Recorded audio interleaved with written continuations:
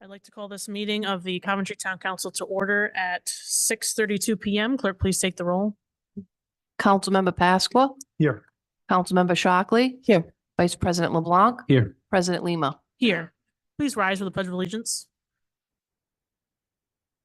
Pledge allegiance to the flag of the United States of America and to the republic for which it stands, one nation, under God, indivisible, with liberty and justice for all.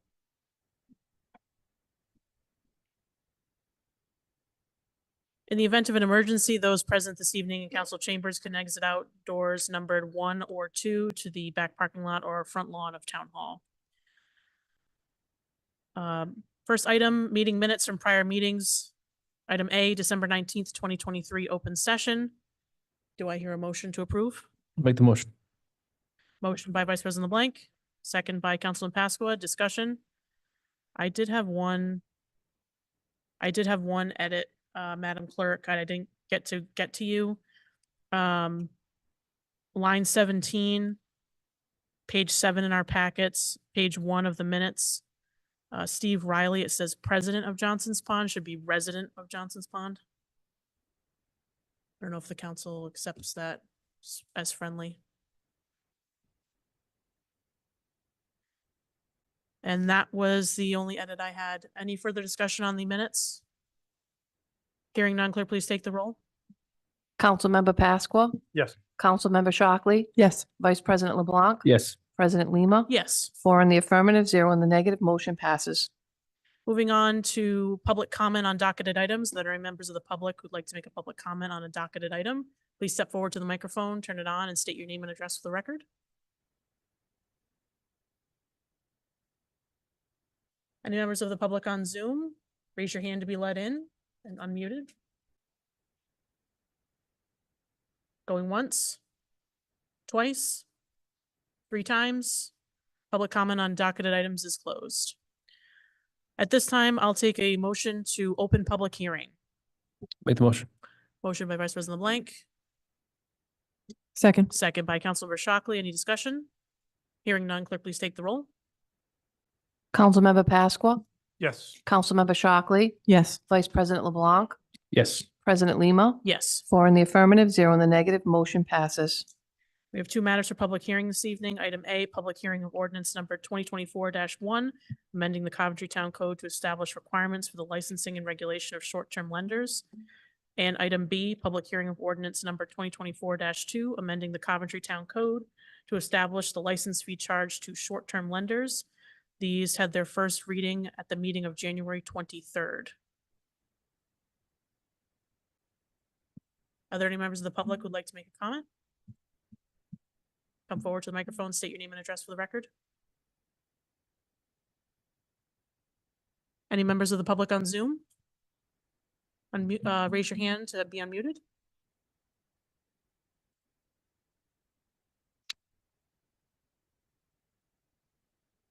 Discussion from the council. Mr. Solicitor, any final comments on this one? Yeah.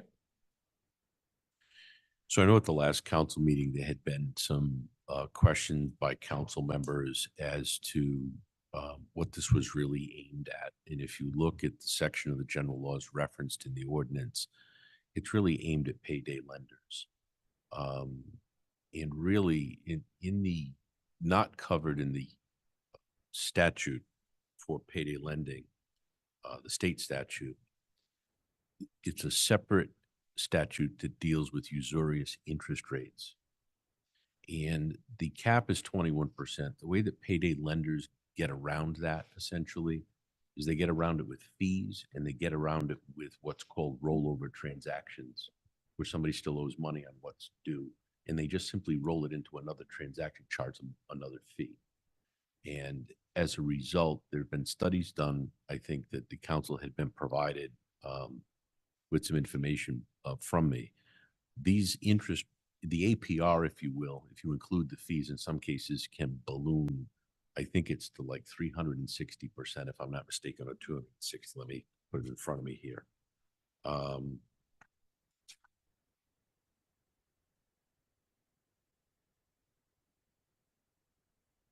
apologies. 260% is what you have. Is it 260? Yeah.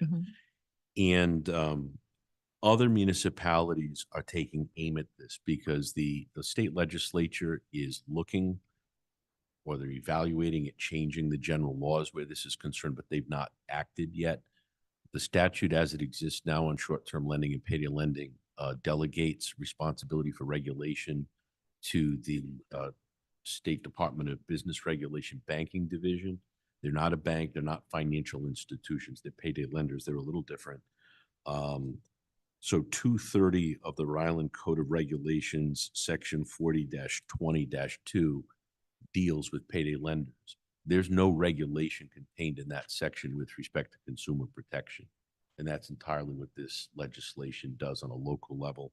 We would be joining Woonsocket, Pawtucket, Warwick, Providence, and I think there may be one other municipality considering this at this point. But until the state legislature acts and would supplant what we do, this is really consumer protection legislation, and it's pretty plain on its face. So, Discussion from members of the council?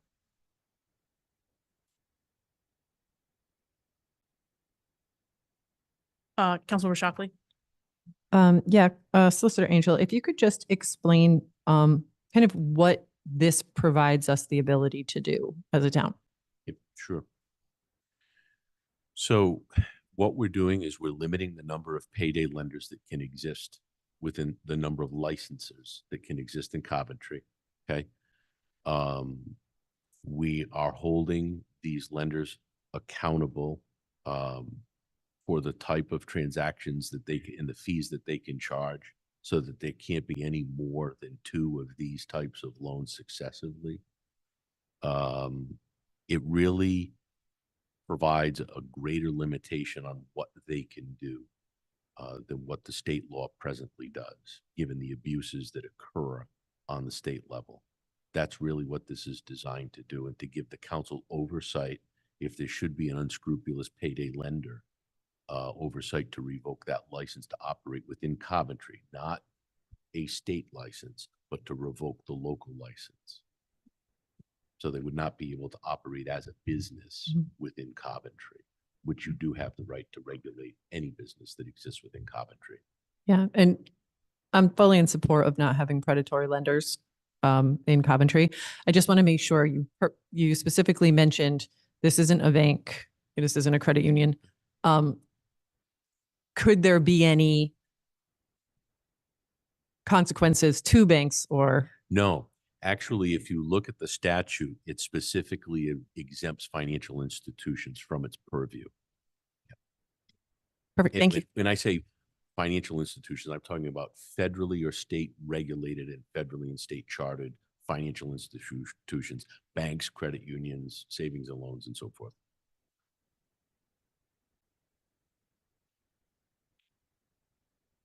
Any further discussion from members of the council? Councilman Pasqua? Is this something that the league is taking up at all, or is this kind of like cities and towns doing it on their own, or is? I've talked to other solicitors. Some solicitors, it's news to them. Others who are working on it, they know what it's about. I don't know what the league is doing, but there's no effort other than what's founded around in the General Assembly for the last few sessions.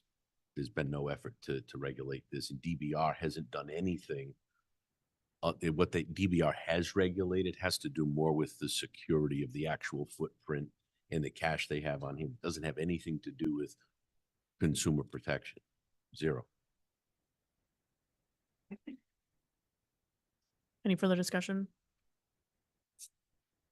Hearing none, do I hear a motion to come out of public hearing or close public hearing? I'll make the motion. Motion by Vice President LeBlanc, I'll second it. second by Councilmember Shockley. Any discussion? Hearing none, clerk, please take the roll. Councilmember Pasqua, Yes. Councilmember Shockley, Yes. Vice President LeBlanc, Yes. President Lima, Yes. 4 in the affirmative, 0 in the negative, motion passes. At this time, I'll entertain a motion to approve item A, public ordinance number 2024-1. Make the motion. Motion by Vice President LeBlanc, Second. second by Councilman Pasqua. Any discussion? Hearing none, clerk, please take the roll. Councilmember Pasqua, Yes. Councilmember Shockley, Yes. Vice President LeBlanc, Yes. President Lima, Yes. 4 in the affirmative, 0 in the negative, motion passes. And I'll now entertain a motion to approve ordinance number 2024-2. Make the motion. Motion by Vice President LeBlanc, Second. second by Councilmember Shockley. Any discussion? Clerk, please take the roll. Councilmember Pasqua, Yes. Councilmember Shockley, Yes. Vice President LeBlanc, Yes. President Lima, Yes. 4 in the affirmative, 0 in the negative, motion passes. Mr. Solicitor? So by my survey, there is one such payday lender that exists in town presently. The clerk should be directed to send notice of this change in the law to that business so that they can comply with the new ordinance. Madam Clerk, if you could contact that. Thank you.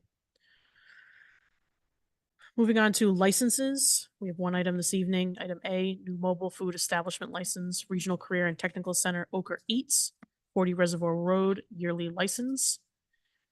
Do I hear a motion to approve? Make the motion. Motion by Vice President LeBlanc, Second it. second by Councilmember Shockley.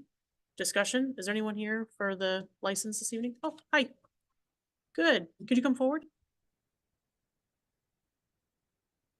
Thanks for coming this evening. If you could just talk about it. This is the food truck that the state, or I think RIDE was able to give a Yes. couple of career centers. Hi, I'm Lori Ferguson, Director of the Career Center at the high school. And yes, this is one of the 13 food trucks that were given to the members of the state of the CTE centers by RIDE. It's the Awesome. Menu for Success Initiative. Excellent. Any discussion from members of the council? I'm just curious on where you plan on using the food truck, like different events you might be at, just to get some more community involvement. Well, we're hoping to take it to the senior center rather than lug all our stuff there. You know, we do the senior center breakfast once a month. So we'd like to have some events in the town. We haven't made a plan yet for how we're going to, roll it out. It is going to become part of the curriculum, so students will now learn how to operate a food truck, which is fantastic. We do have to do one ride event per year, so we are obligated to do probably the educator event, the water fire.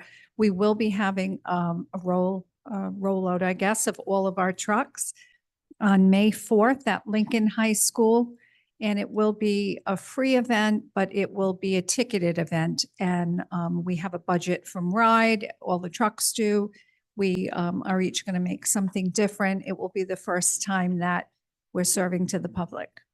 We are going to do a rollout for our faculty after vacation to do the menu that we're going to do for the May 4th event. So it'll be exciting. We're excited to, get it rolling. It's beautiful. It's so shiny and new and just beautiful. I don't know if anybody's been to the high school or if you've seen the truck. It's huge. It's 20 feet. Hopefully we can do games. We can do a lot of things with it. Very cool. Any further discussion, members of the council? Councilman Pasqua. Where do the proceeds go for this? Does it go back into the CT for this Yeah, program? it goes back into it's usually what we charge is the cost of, the items to make, Mhm. the menu items. But just like the Naughty Oak Room, everything goes right back into the business. And so that's how we purchase, the food, the supplies for the business. Any further discussion? Clerk, please take the roll. Councilmember Pasqua, Yes. Councilmember Shockley, Yes. Vice President LeBlanc, Yes. President Lima, Yes. 4 in the affirmative, 0 in the negative, motion passes. Members of the council, if I may, I'd like to seek a motion to take the agenda out of order. Make the motion. Motion by Vice President LeBlanc, second by Councilman Pasqua. Any discussion? We have some people here waiting for appointments. Just want to get them out of here. Clerk, please take the roll. Councilmember Pasqua, Yes. Councilmember Shockley, Yes. Vice President LeBlanc, Yes. President Lima, Yes. 4 in the affirmative, 0 in the negative, motion passes. I'd like to move to resolutions of the council, item B, pages 61 to 75 in your packet. Resolution 2024-7, appointing members to the Coventry Redevelopment Agency. If you'll remember, we approved this resolution back on the 23rd. We have 5 openings and we have 5 applicants here this evening. I believe all of them are here. One of them is on Zoom because they're sick. So first name we have is Robert Brennan. I know he's here. Would you like to come forward?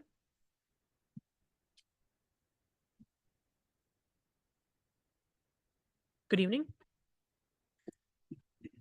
Robert Brennan, 12 Teakwood Drive, Coventry. Welcome. Thanks for submitting your application. Does the council have any questions for the applicant? Mr. Brennan's very involved and I think we're all familiar with him. No, I agree. I think he's been an amazing part of the community since I've been on the board. Obviously very well versed in our town charter and but no, we really appreciate your continued involvement. Vice President LeBlanc? I was just curious, what in particular are you interested in? Why are you interested in joining this particular board? Well, you know, went through the state legislation on this, and it sounds like it's a project that needs to be done now. Saying that, I'm looking forward to this as a rather severe learning curve because this is not something I've done in specifics. However, I do have a fair amount of experience in going from current state to future state, which is what I did for the last 8 years of my career. I just think it'd be something I could apply to this and be valuable. Appreciate it. Thank you. Any further discussion from members of the council? Thank you very much. Next, we have Harold Larson. I believe I saw him here.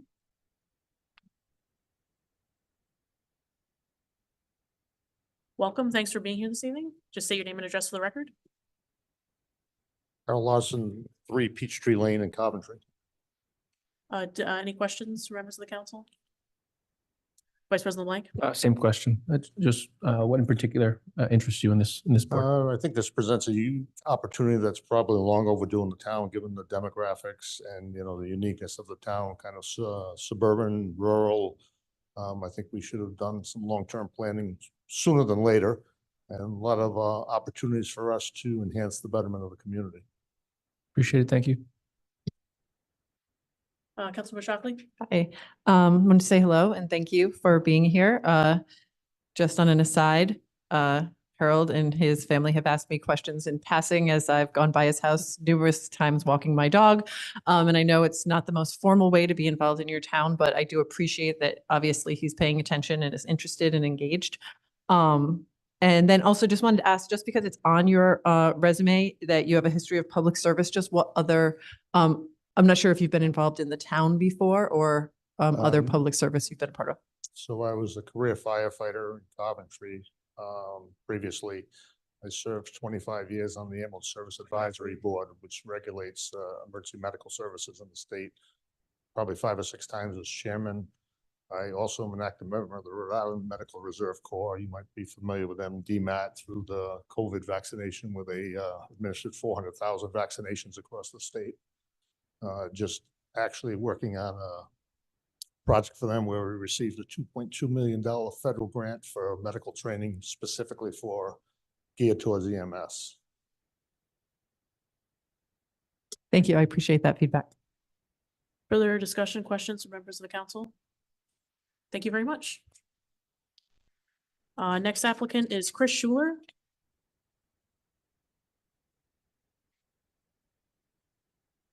Welcome. Just state your name and address for the record and make sure the mic's on. Chris Schuler, 12 Jack Pine Road. Questions from members of the council? Vice President LeBlanc? Same question I've been asking. What interests you in this board? Sure. particular? So as you can probably tell by the uniform I'm wearing, I'm active in the community as a volunteer Cub Scout leader. I believe in service to our community. Been a resident of Coventry now since about 2010. And we love our neighborhood. We love our community. I serve as president of the Wood Estates Residents Association. I've just had wonderful opportunities to meet great people in the town. And I think this is a great example to, and humbled to be considered for a role like this to help our town out. Appreciate it. Thank you very much. Further questions, members of the council? Councilor Shockley? You've already answered some just in mentioning your engagement within the town. And it's on your resume, and I just wondered if you could go a little bit more into, I believe you also have a very philanthropic career and give a lot through that, and just wanted to point it out just because we're looking at your resume, but not everybody is. And if you could just give a little bit more background there. Sure. So I started off my career in the nonprofit sector. Actually worked professionally for the Boy Scouts of America for a number of years early in my career. And after that, I got into the higher education philanthropy, both at Brown University, Alpert Medical School in Providence, as well as public education at Rhode Island College. And then I served at a local community hospital in the philanthropy program down in South County. And I currently work for an international, I do consulting for an international brain cancer foundation because we lost my dad in January of 22 to glioblastoma brain cancer. And so at heart, I'm a caregiver and I'm a brain cancer awareness advocate. And so I've had a career in philanthropy there. And I also work in venture philanthropy as well with a venture capital firm, trying to drive innovation towards things that'll make us all healthier and better off. Sorry for your loss. Thank you. Any further questions, comments? Thank you very much. Thank you very much. Next, we have Jim Taro. I saw Jim here. Thanks for being here this evening. Just state your name and address for the record. Well for me.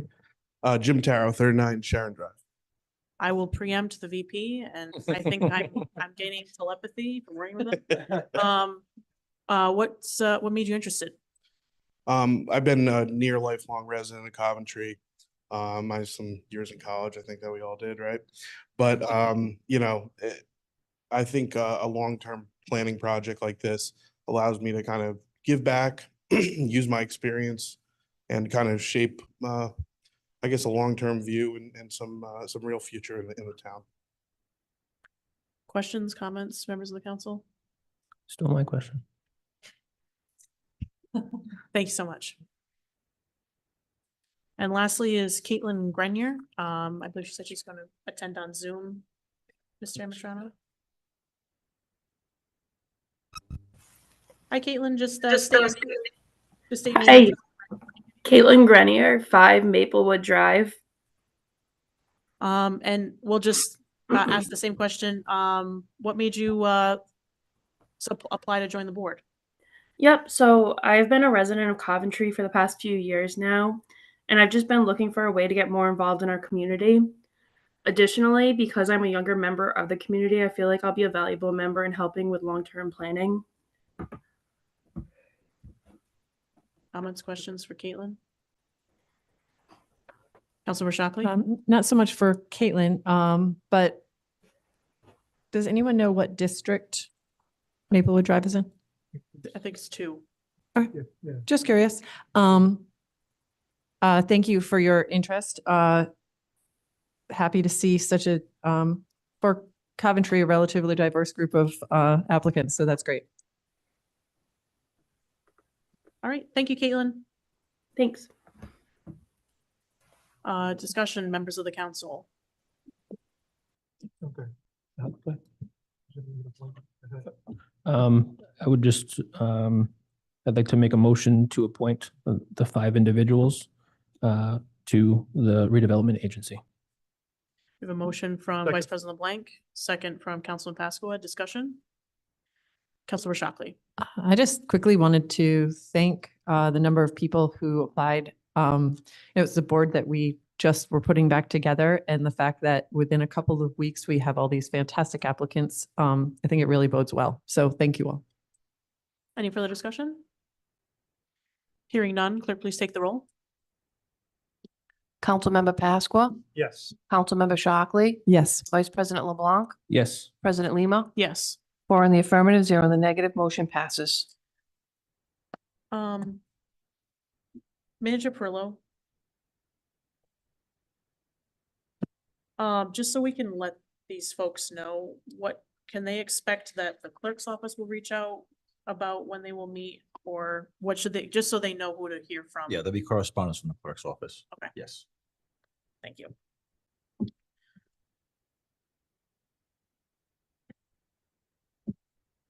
Going to move back up to reports. To report of the town manager, Manager Parrillo. Thank you. My first report is in reference to the Sandy Bottom Pump Station. I've sent the council the documentation. So during that heavy torrential rain event of January 9th and 10th, the Sandy Bottom Pump Station was inundated with water, almost to the point of failure. It sustained approximately $100,000 in damage. It was assessed by Weston and Sampson, our contractor, who wrote up everything that was damaged by the storm. Recently submitted it to the trust and heard back today that the trust is going to cover the damage to the pump station. In talking to Weston and Sampson today through Joe Levesque, they're hoping to have everything back up and running full capacity by the end of March. So that is the update. What was it that we had budgeted in CIP for pump station improvements? I thought we already were going to be working on this pump station before this. We were. So now it's This just, is an inundation from the rainfall, nothing to do with what so needed to we're be not done gonna have prior to to. use that CIP anymore. It's now gonna be covered by the trust. Well, the trust is covering the damage sustained during the rain event. Okay. The upgrades are separate Oh, altogether. okay. Yep, separate altogether. Councilor Pasqua.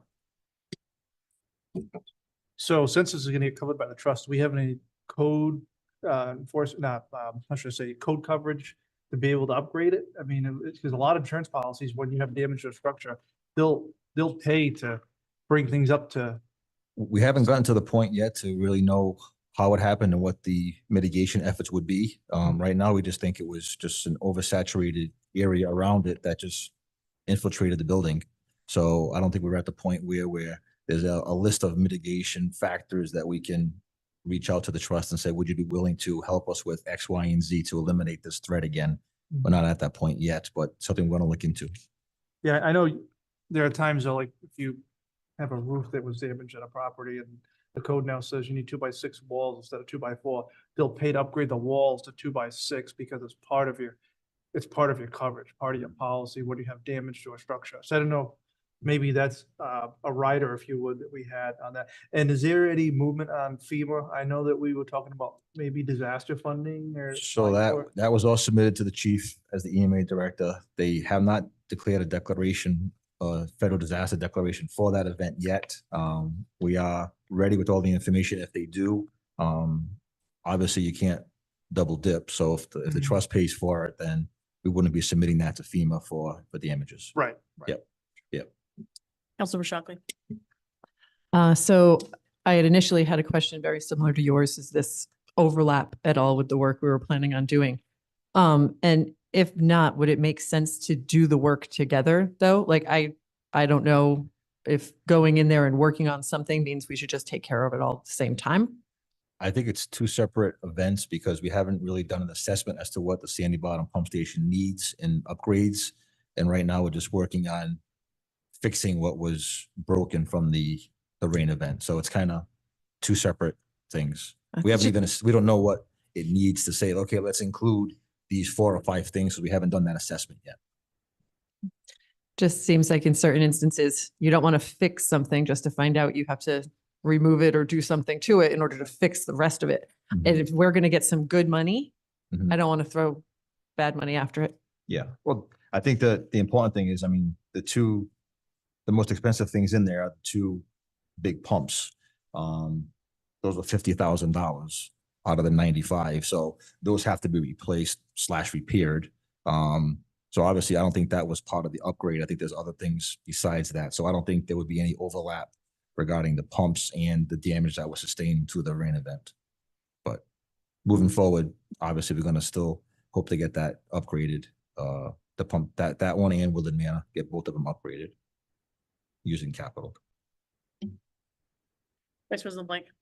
I appreciate all the work that went into this, and getting it covered. One thing that caught my eye, which I thought was just interesting, they're replacing something called a Muffin Monster motor. There's no further information on it. Just like to see a picture of it. Did you just want to say it? Just Like, wanted is to that say it? You just wanted to say Muffin Monster Mower? Sorry. Like, gotta You gotta get your lighten laugh up a little where you bit, you can. know? Yeah.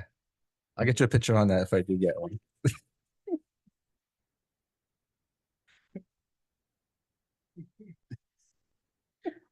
Any further discussion on that item of the report? Back to you. Okay, we're gonna try this again. Sanitation, IFB, budget operations, the whole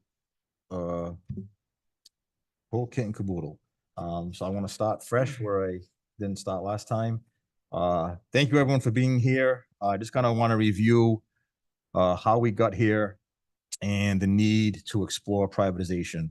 After my brief little synopsis, Director McGee has some comments along with Director Savetti, and Miga Disposal is also here, who did provide us our one bid. First of all, I want to thank all the sanitation drivers, mechanics, and clerks who work very hard for this town every day to provide the best service for our constituents. Thank you for your dedication. This process is no reflection on you personally. Your devotion and commitment to the town is nonstop. We understand what you do and we appreciate you. You guys have been very transparent and honest with us, and you want this to be fixed as well as we do. In summary, this is how we got here. About nine trucks were purchased about 9 years ago. We took out a 20-year bond for those trucks. The life expectancy of those trucks, absorbing the wear and tear that they do, is approximately 10 years. We're currently at the point where 3 to 4 trucks are down per day in repair, both minor repairs and more expensive repairs that have to be sent out. We're currently over budget on this year's repairs, and I've had to continue the month-to-month lease that I brought in front of you guys last summer. We're still going forward with that $10,000 per month for that lease. We haven't had the ability to send the truck back. As a result of these issues with the trucks, complaints have escalated, service has been hindered, and we're at the point where we need a decision to either keep this sanitation in-house or to privatize. The council made a decision to go out to bid. We received one bid from Miga Disposal, which I really appreciate them doing that. I've sent all the information to the council. You have everything that Miga has sent in to us. We're here tonight to vet any questions the council has, to really clarify where we are, where we're going, but a decision needs to be made forthwith as to what direction we're going. 3 main topics that I think you need to keep in mind as the director speaks, as both directors speak, is cost, expectation of service, and operational control. Those are 3 important factors that we need to decide what direction we're going to go in. So with that being said, I'll let Director McGee come up and just give a kind of synopsis of where he sits as to what he's dealing with and what he's dealing with day to day.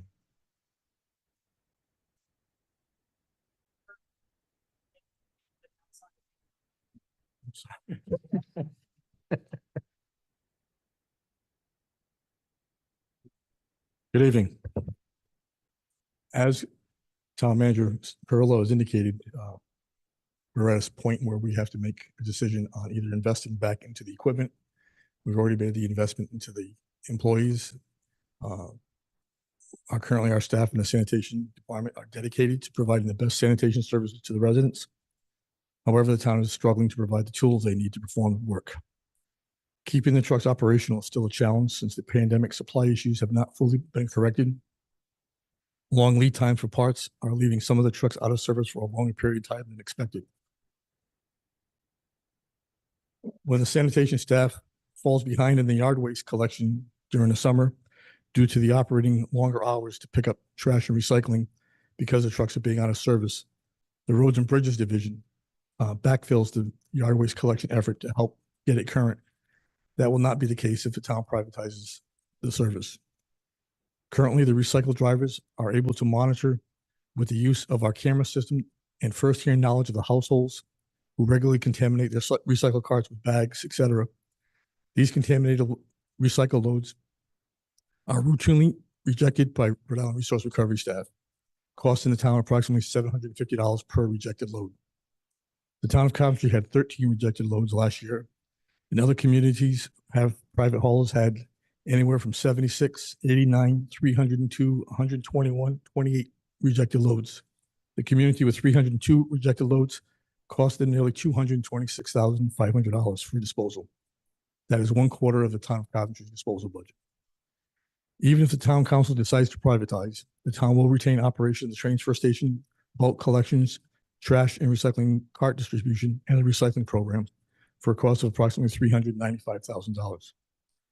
When the automated trash recycling program was introduced to the town council by me back in 2015, an integral part of that program included a dedicated escrow account amount of $175,000 per year needed to be put into an escrow to replacement program.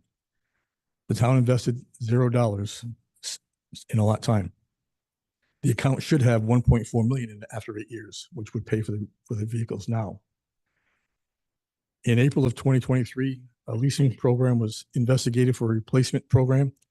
At that time, 3 trucks leased at a value of $1.2 million for a period of 7 years at an interest rate of 5.47% would cost the town approximately $207,900 per year for 7 years. And we do that 3 years, but lease 3 trucks, wait a couple of years, do 3 more trucks.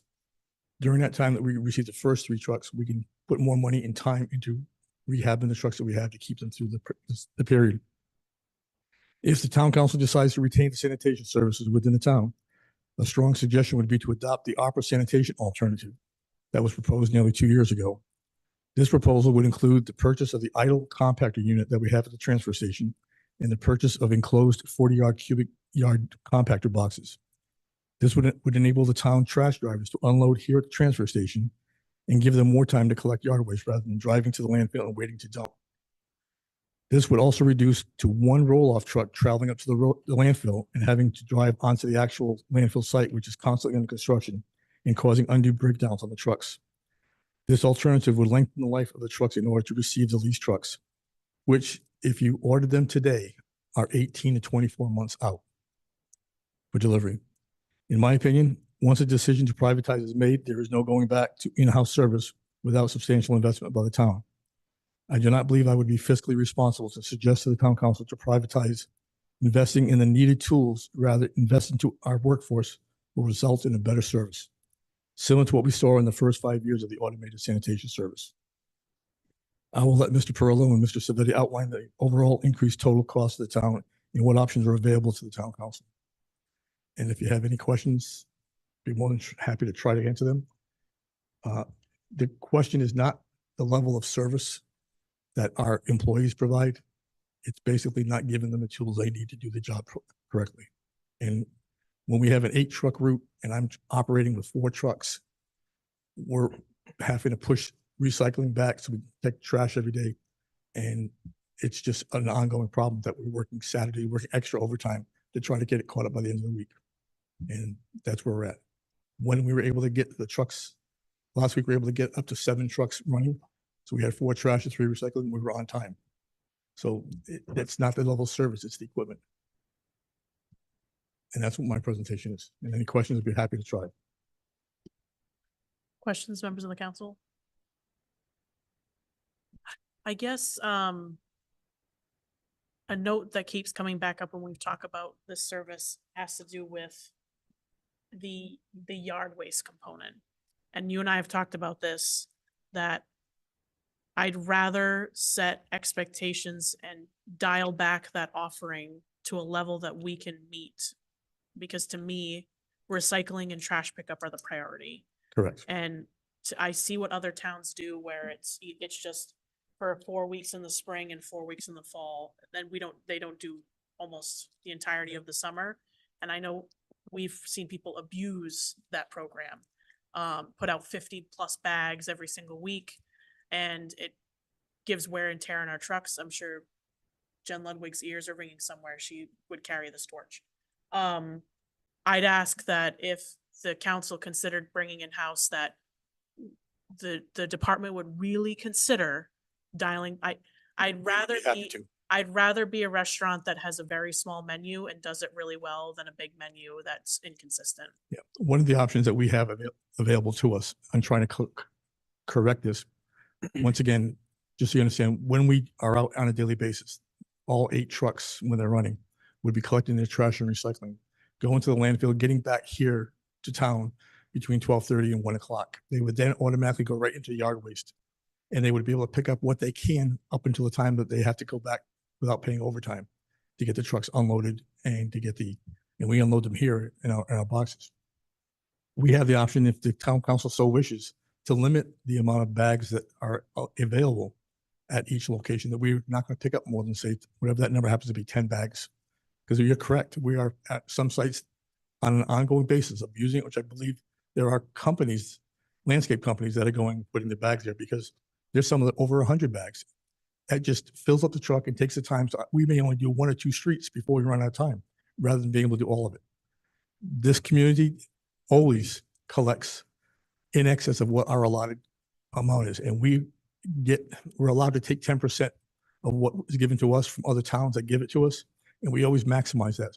But we're collecting over 2,000 tons a year on yard waste. If we're getting slammed in disposing that, and we can't also, and it's hurting our apparatus and we can't keep up.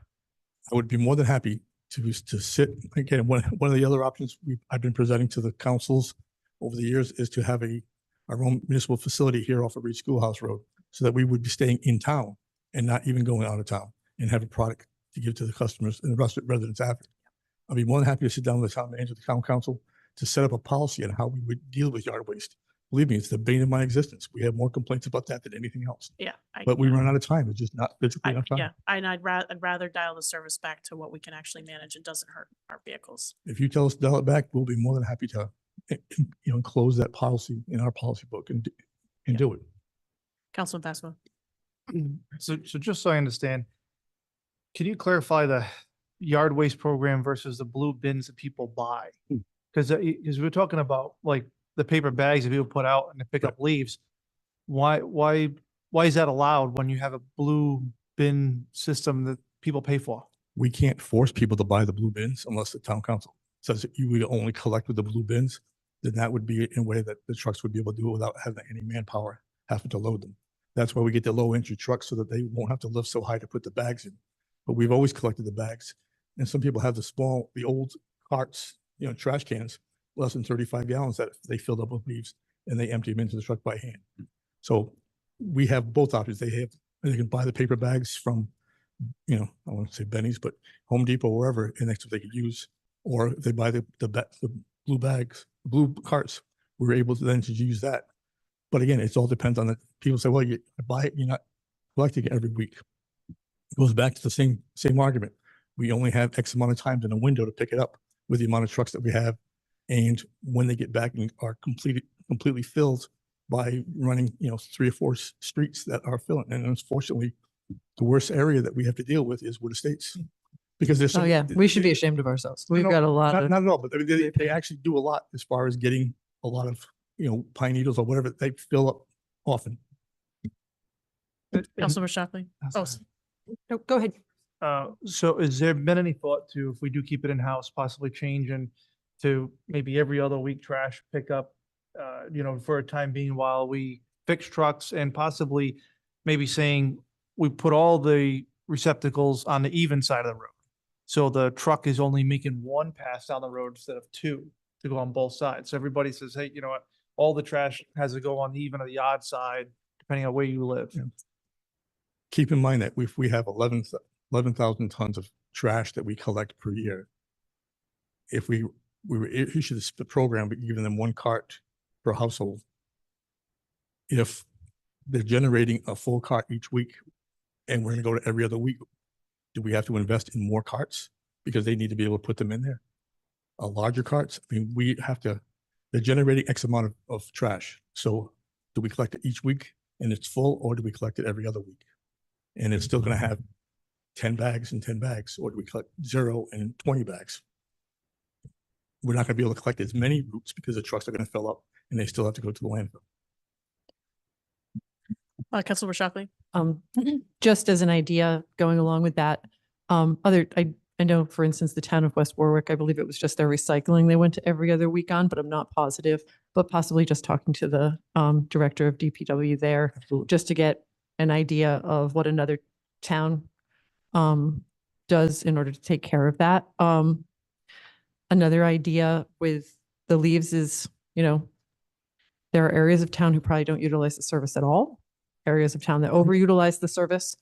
I think I really like your idea of just saying these are the weeks we do it and that's it. As a future thought, we might want to think of maybe if you buy bags or if it's a fee service, like picking up your refrigerator. So just a thought as far as yard waste only, garbage, recycling is part of our town services, but I think the yard waste is becoming more than we can handle. It's deteriorating our service levels that we can give for everything. And like you said, when I think of the number of calls I've gotten over the few years I've been on town council, most of them are to complain about yard waste. There are some community, ma'am, that actually sell stickers, and you'd have to come in and purchase if you're going to buy 6 stickers to put on your bag. We won't collect the yard waste bags without them having a sticker on. The carts would be without having to have to pay for that. But if you had the bags, then you have to buy the stickers, and you can only buy a maximum of say 10 stickers. There are programs, but there's not been the enthusiasm by former councils to embrace that. And I'm more than happy to work with you folks to get something to change. It can't continue the way it is with the equipment that we have. That has to happen anyways, please. If you're going to keep it in house, we have to invest in equipment. Vice President Blank. First, I just want to say thank you to your department. People in this town pay a lot in taxes, and your department provides one of the services that touches, I think, 95% of the taxpayers in this town. So I want to thank you for all that service. I certainly want to give your department the tools they need to do their job. Similar to Member Shockley, the majority of the calls I get, other than before I was on council, it was sewers. When I was on council, now it's trash. So we just need to be able to invest in your department and give you the tools that you guys need. Thank you. Councilor Pasqua. So circling back for a second, back to the yard waste, maybe we do consider requiring the blue bin to get rid of the yard waste. Honestly, I thought for a while that's what you had to have. I thought you had to buy the blue bin in order to be able to dispose. It's actually new. We've only had that for a couple of years now. So. Yeah. So, I mean, maybe we restrict it to that and make that change instead of just picking up an untold mountain of yard waste from whoever the heck is throwing it on the side of the road. The bins are numbered and they're locked to a house, and we know what the capacity is. They don't have a weight limit on them. I don't believe. It's just, no, not really. Throw your stuff in as there. long as it's grass, leave clippings. The other thing that I think maybe if we do keep it in house to consider, years ago, I believe there was a conversation about using the Piccolo site for a compost station here in Coventry. That was the first place I suggested. Yeah. And one of your predecessors killed that.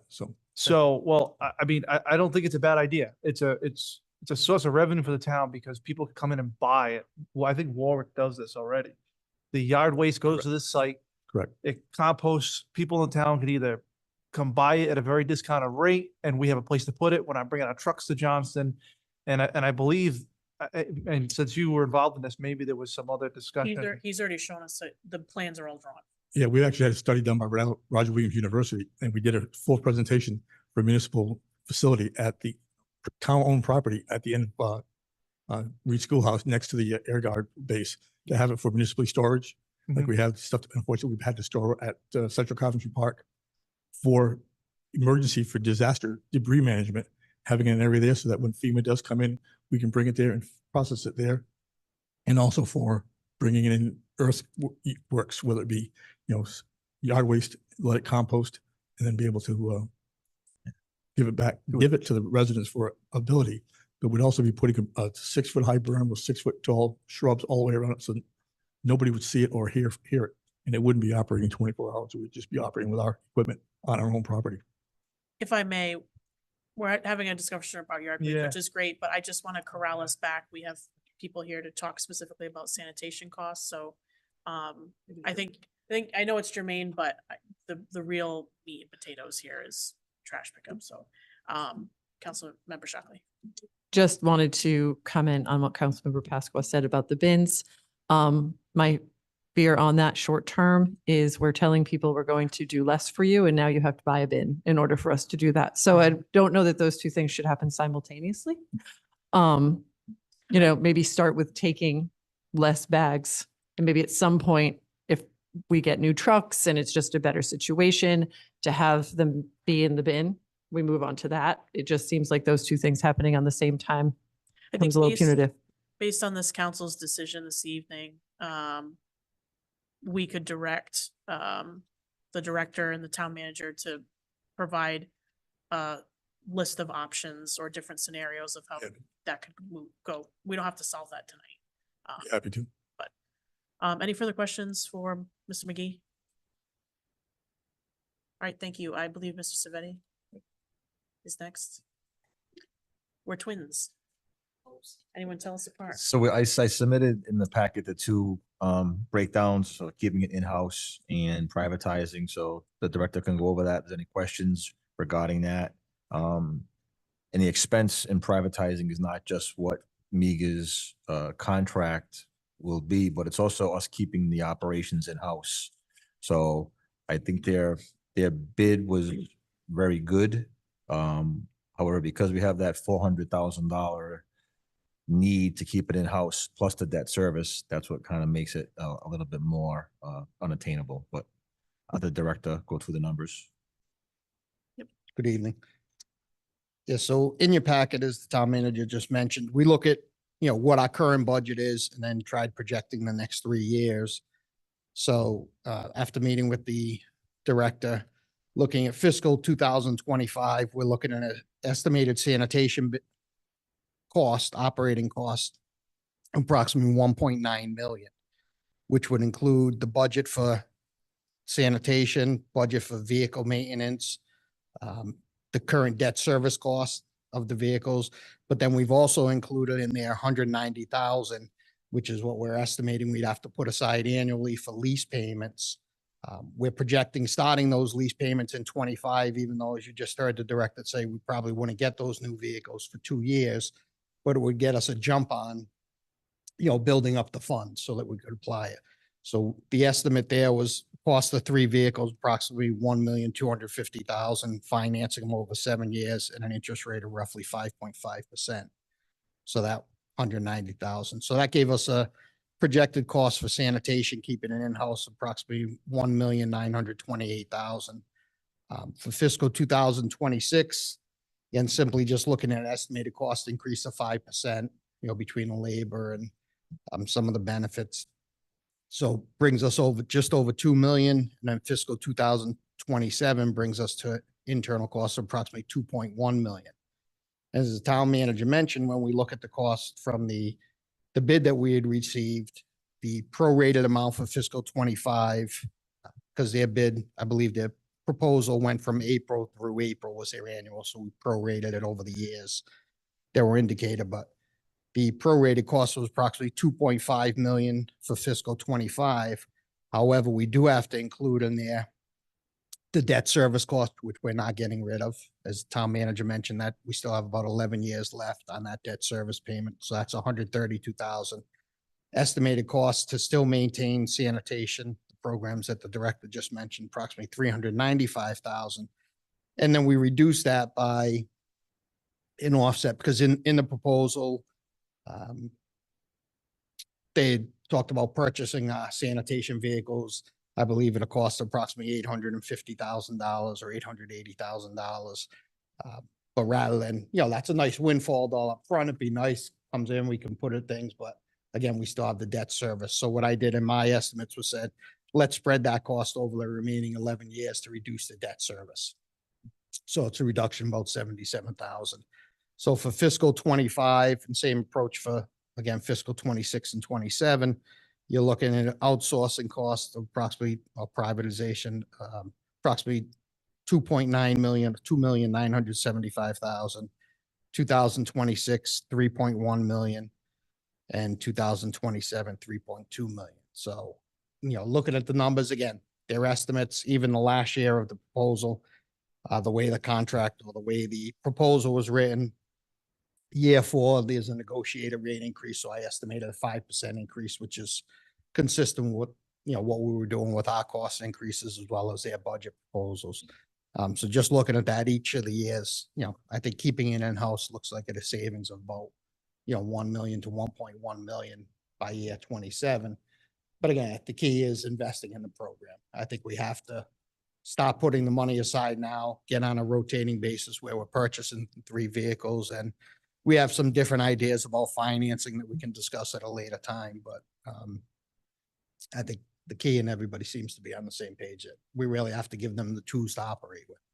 Director Savetti, can you just remind me, Director McGee mentioned it, what was the cost for the one-time purchases we need to make to upgrade, to do more dumping here? I forget what the name, the compactor. What was that again? 75,000, Yeah, I wanted to say 75 to 100. well, 79,000 to do what the director wants to do here on the property. And I think the Reed Schoolhouse project he talked about was 275, Kev? 275.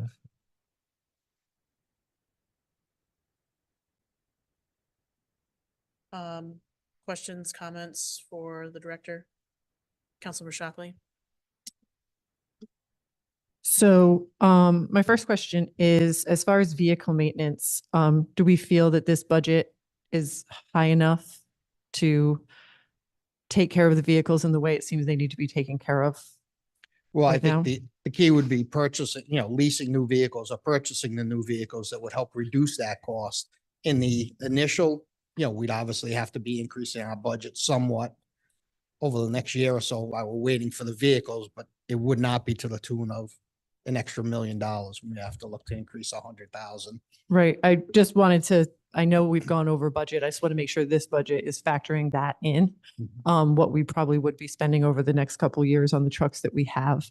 Also, I really like that you included in this amount, the amount we'd be putting away on an annual basis. As a council member, it's exciting to be able to mention something like putting money away on an annual basis and knowing that the opportunity actually exists to be able to do that. Because I'm sure past councils, when they took those bonds out for the trucks, thought that is something that we will do. And then annually budgets got rejected, and the ability to save for later when you're trying to pay for now just wasn't in the cards. I'd also want to know, kind of as a percentage of the budget, 2 million is what status quo is, correct? So that's without doing anything to change our yard waste budget. That's what we would have put in if this question of, I thought it was mega. I probably have pronouncing it wrong my entire life. It's Mega and Sirens. No. Mega is the name. It's Mega? Oh, Mega? So I got to tell you, Italians who went by Mega. we've had Dynamix and Mega so far in this year, and it's cracking me up. But I said the same thing to Member Pasqua. I'm like, I think it's Mega, but Dynamix. totally digress and apologize for that. But I do.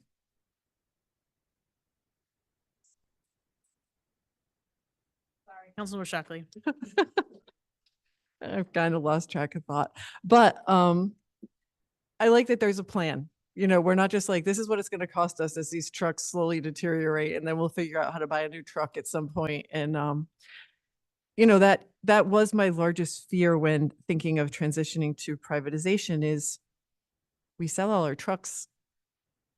We're not reestablishing any sort of DPW here.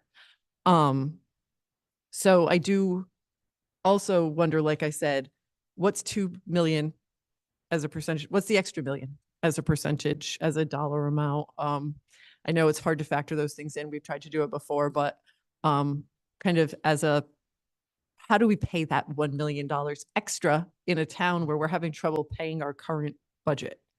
And if this is assuming in saving for future purchases, I really feel on an affordability level, it might be our only option. But I would love to hear from my fellow council members on that, but I might not be thinking of. Further discussion for the director? Again, just to answer, I think the number you're talking about, you're looking at probably an impact of, 1 to 1.5% increase on the tax rate, 1.25% increase on the tax rate to raise that extra $1 million. But, and as you had mentioned, I think when I first started here a year ago now, one of the things I've heard from yourself, from the council, is trying to set up capital revolving funds. And that's something I think the town manager's all for. And that's what we're looking to do, to get you a level budget, but putting in those items so you don't see the large spikes in the budget every time we need a significant purchase or significant cost come around. So you'll see that over the next few months when we're trying to put something together and get the budget finalized. But that's the goal. Anything else for the director? Thank you. I'll ask the folks from Mega to come up. I don't know if members of the council have any questions based on the bid for, if you just want to introduce yourself. Thanks, Dave.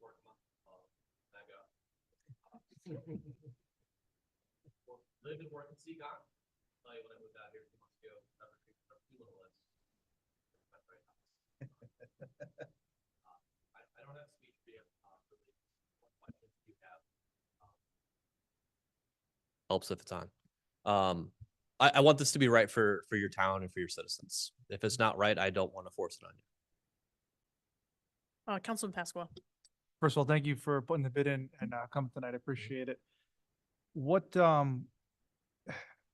is there any excess to your fleet where you could guarantee, because I guess you guys were going to use our trucks, right? Is there any reserve units that you have that way you can guarantee a level of service that we're unable to provide at this point? Yeah, so Mega is a part of Waste Connections. Waste Connections is the third largest trash hauler in the United States. When we need trucks, that's the advantage we have, is I can call people and I can get trucks, because the truck crisis is real.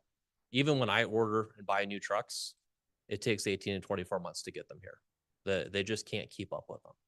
But the advantage is, even if I run out of the trucks that I have in my yard, I've got other people I can call right here in Massachusetts, right next door in Massachusetts.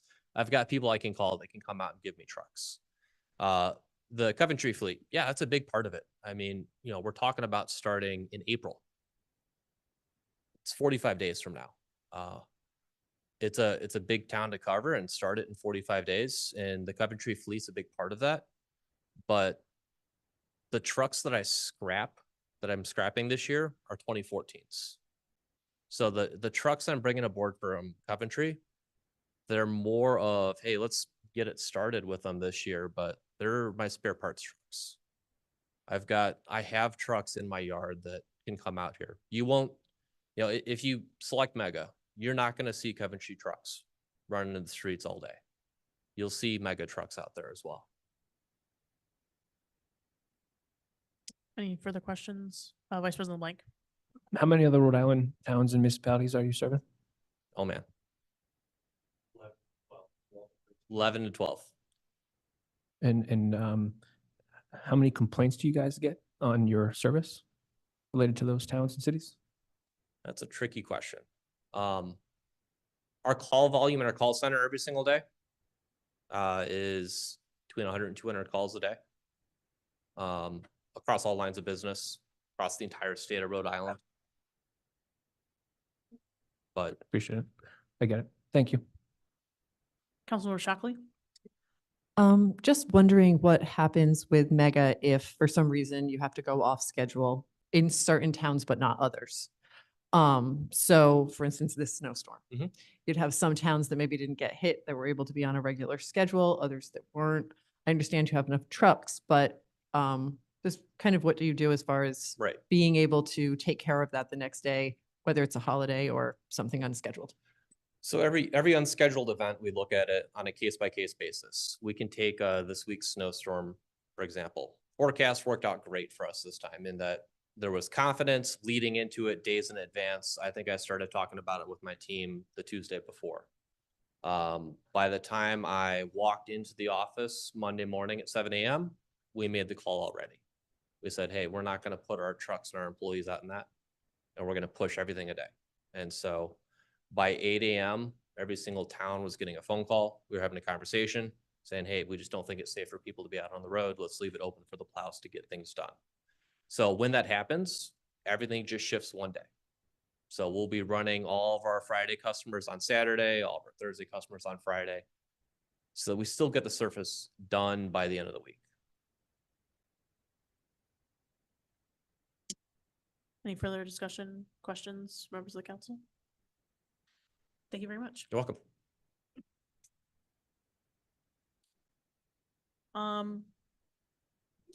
Yeah, sure.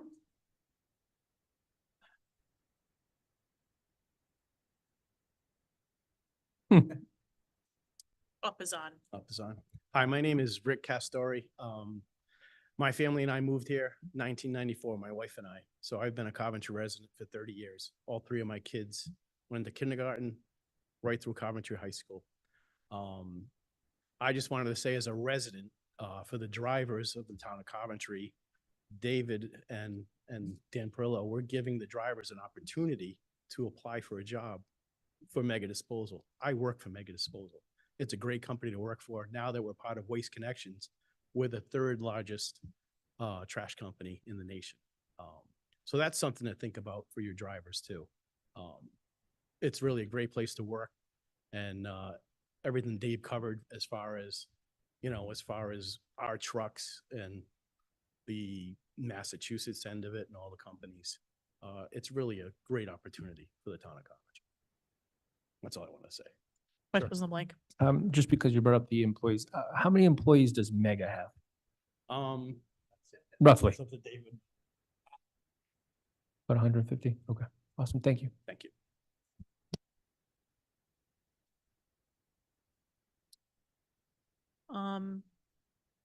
So I do want to say and echo some of the sentiments up here. I appreciate,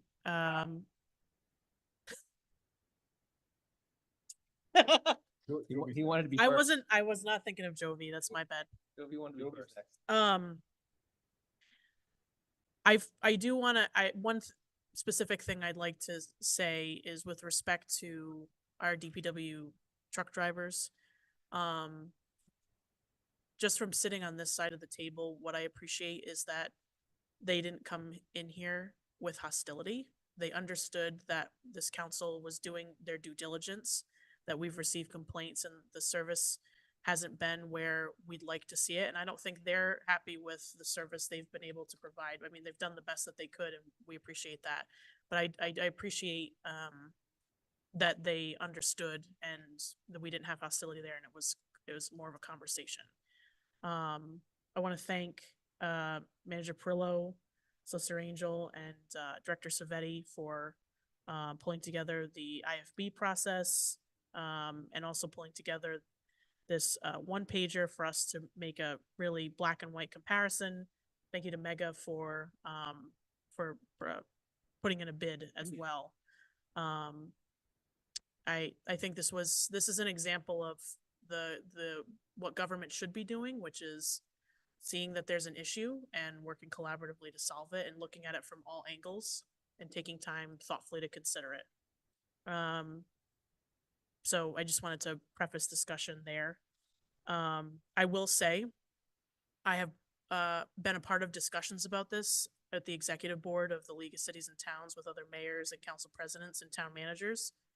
And just quite frankly, when I mentioned the idea of going private, they were like, we're actually trying to go back to keep bringing it in-house. And they said, we're surprised to hear that you want to go private. So a majority of who I've spoken to, just for whatever it's worth to you, that it's what's best for Coventry is best for Coventry. But I will say that there's other municipalities who are looking to come back in-house, and they see it's an uphill battle to get back into that.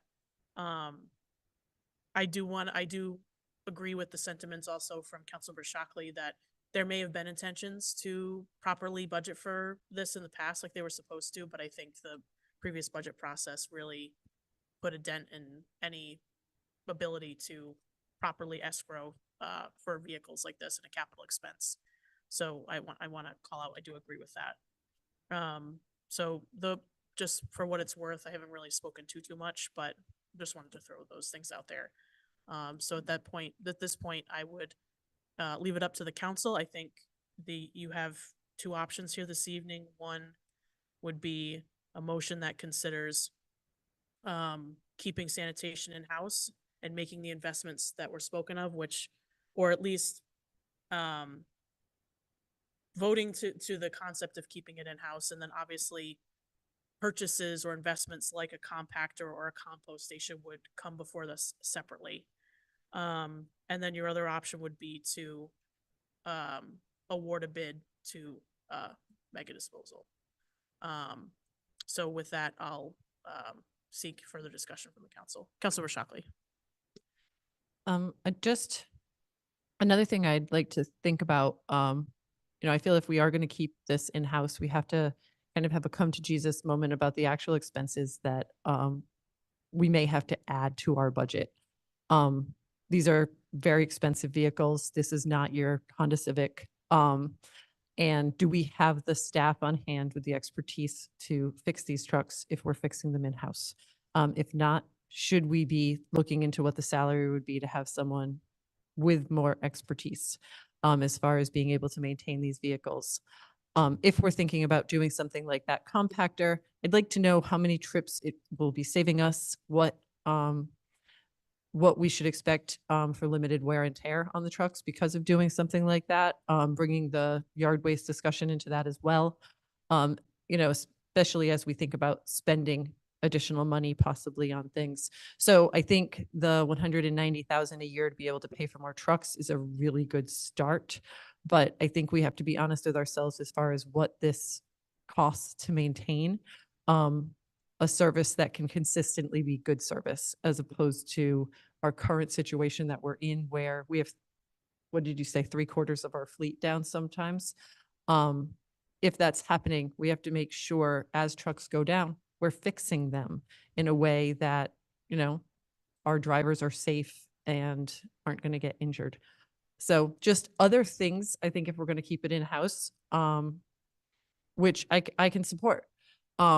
Just want to make sure that we're not just looking at the base expenses, but we're really looking deeply into what it costs to have good service for our residents. I would agree. The mechanic discussion is one that we've had before, and I think it's something that's worth revisiting to make sure we've got the certified, qualified people to maintain the investment. Councilman Pasqua. I make a motion to keep the sanitation in-house with the foresight, I'm gonna figure out how to word this, but the foresight of reorganizing and investing in our sanitation department, public works sanitation.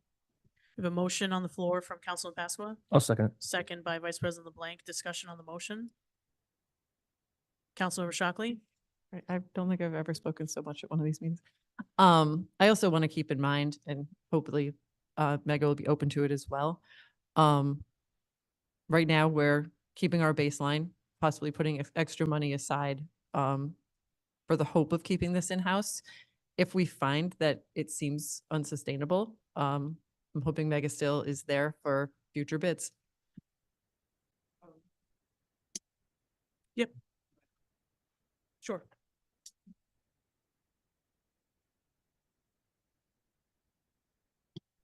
Short answer, yes, absolutely. But like I mentioned when I came up here, your fleet's old. Bought them all in the same year. This comes out next year. Mega's not interested in buying the trucks. It's kind of a, what do we do? I think that makes it a wash. The extra $1 million this year or not buying the trucks next year. Yeah. But I appreciate that you're being honest about that. Absolutely. And it's something for us to think about. Thank you. Further discussion on the motion? Hearing none, clerk, please take the roll. Councilmember Pasqua, Yes. Councilmember Shockley, Yes. Vice President LeBlanc, Yes. President Lima, Yes. 4 in the affirmative, 0 in the negative, motion passes. If I may, my colleagues, it sounds like we have a couple directives here for our Director of Public Works and the Town Manager's Office. So I think what the council is looking for next would be, we're gonna need to see costs in terms of the compactor, because it sounds like that's a necessary piece of this path forward to stay in-house. I think if we can, Do you want to know how many trips it would save? yes, No, if I we can wasn't. get data on the trips the compactor would save. I think we need to see multiple scenarios of what yard waste reimagined as a program could look like. If we could get a copy of the presentation, Director McGee, that you've given back to the council, just as a refresher, and also for Councilman Pasco's information, that would be appreciated. Am I forgetting anything? Vice President Blank? I would be interested in that sticker program that you were talking about. Maybe you give so many bags, and then once you exceed that number, maybe you add on the stickers. Just throwing it out there as another revenue stream that can offset some of the costs.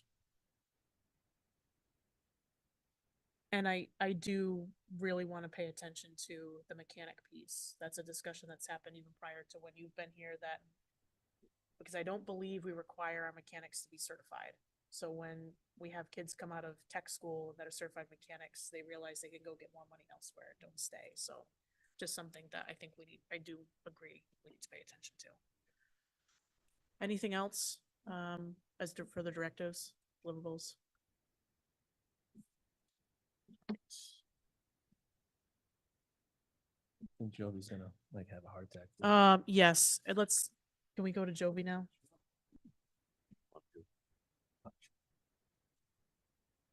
In your packet is a memorandum of agreement that I signed with the IBPO, basically incorporating Jovi into the structure of the Coventry Police Department. Has all the specifications in there that we went through. The solicitor's been through the agreement. It's kind of base value document, just basically incorporating the duties, the handler responsibilities, and so forth. And basically this incorporates, will be incorporated into the current CBA. So we're looking for the council to ratify this. To get this discussion started, do I hear a motion to ratify the MOU? I'll make the motion. Motion by Vice President Blank. Second. Second by Councilman Pasqua. Discussion for members of the council? Councilman Pasqua? Can I see the dog? She's gotten really big. She is. She's gonna be 100 pounds, they said. 100-pound comfort dog. Oh. She has gotten big. Vicious.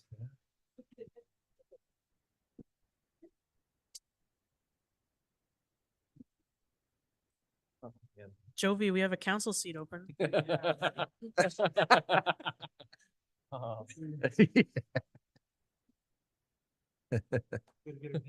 Yeah, right? She's got a badge already. How's she doing?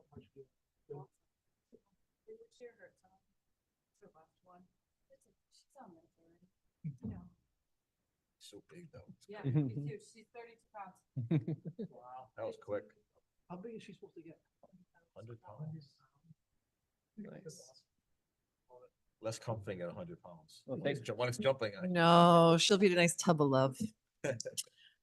Thank you. Clerk, please take the roll. Councilmember Pasqua, Yes. Councilmember Ludwig, Yes. That's Oh, I'm Shockley. Shockley. but whichever. Yes. Yes. I'm just looking at the agenda. Is there someone here from Coventry Nutrition? All right, we're gonna go to that if you guys don't mind. Council business matters carried over. Item A, requested representative from Coventry Nutrition LLC to appear before council in regards to an update on their victualling license renewal. This is on page 83 of our packets.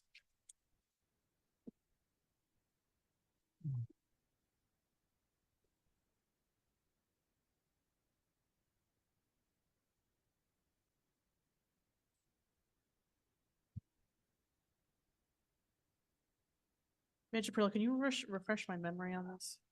I can have the town clerk do that. Madam Clerk, if you could. So this is the one where, they're revoked with the, Secretary of State. Because, I believe they haven't filled out their, letter of good standings with them. you want to come forward, just state your name and address for the record, please.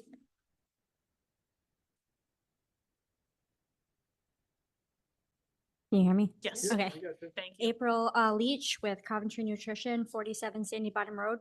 I'm in the process right now of getting my letter of good standing so I can fill out my annual report for the Secretary of State. I do owe a little bit of meal taxes that wasn't paid last year. They're requiring me to pay that, and I'm just requesting another like couple weeks to get the rest of the money paid off. But I'm confused. Is the license already revoked? Yeah, it was, and it was because I didn't fill out my annual report, and then when I tried to fill out the annual report, they told me that I still owed taxes for the state of Rhode Island, so I have to finish paying them before I can get my letter of good standing, so I owe like $1,000. So I just have to get that paid up, which I am trying to do in the next couple weeks. I have a copy of, like, they sent out, me the newest, which is 214. I don't know if you wanna look at that at all. I don't think we need to. Okay. Vice President Lang. I'm completely open to extending this a few more weeks. She clearly is trying to do what she needs to do, so I'm clearly open to tabling it to the next meeting. Solicitor. If we're Angell. able.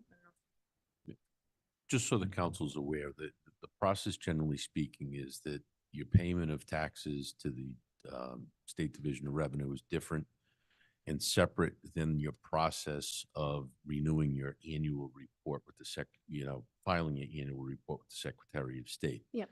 If your annual report is not submitted in time and you go into revocation status, in order to reinstate, the Secretary of State requires that you provide a letter of good standing from the State Division of Revenue.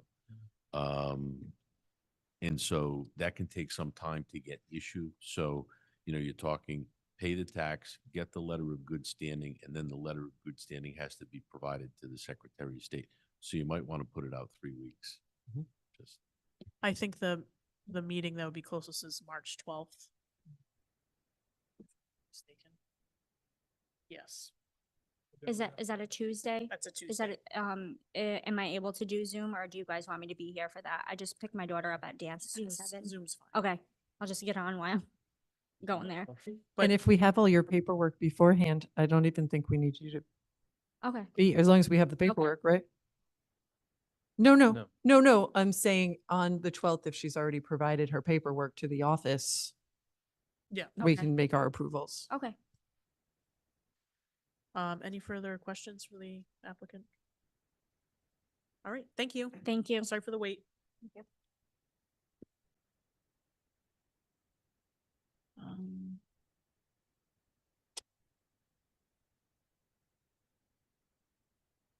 Go back up, bebopping around, follow the bouncing ball.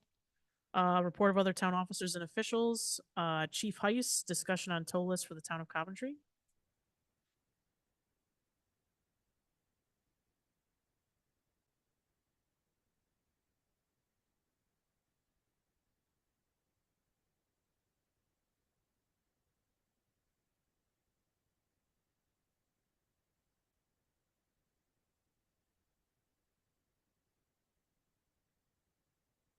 Looking to begin? Oh, hi. Hi. I thought you were just gonna start talking. Oh, okay. Members of the council, you have the application in your packet. Chief, do you want to talk about it? Just let us know what you need from the council tonight. Sure. So ordinance 231-2 sets up a rotating list for the police department for approved tow services. We currently have 3 on that list. We've received an application from somebody wishing to join that. We've conducted a background check on all the businesses, even the renewals, the 3 businesses, and they are all in good standing with us as far as the background check goes. Are you looking for the council to approve the addition of this, or are you just giving an FYI? It was more of an FYI Okay. as far as where we stand with that. Any questions, discussion from members of the council? Councilman Pasqua?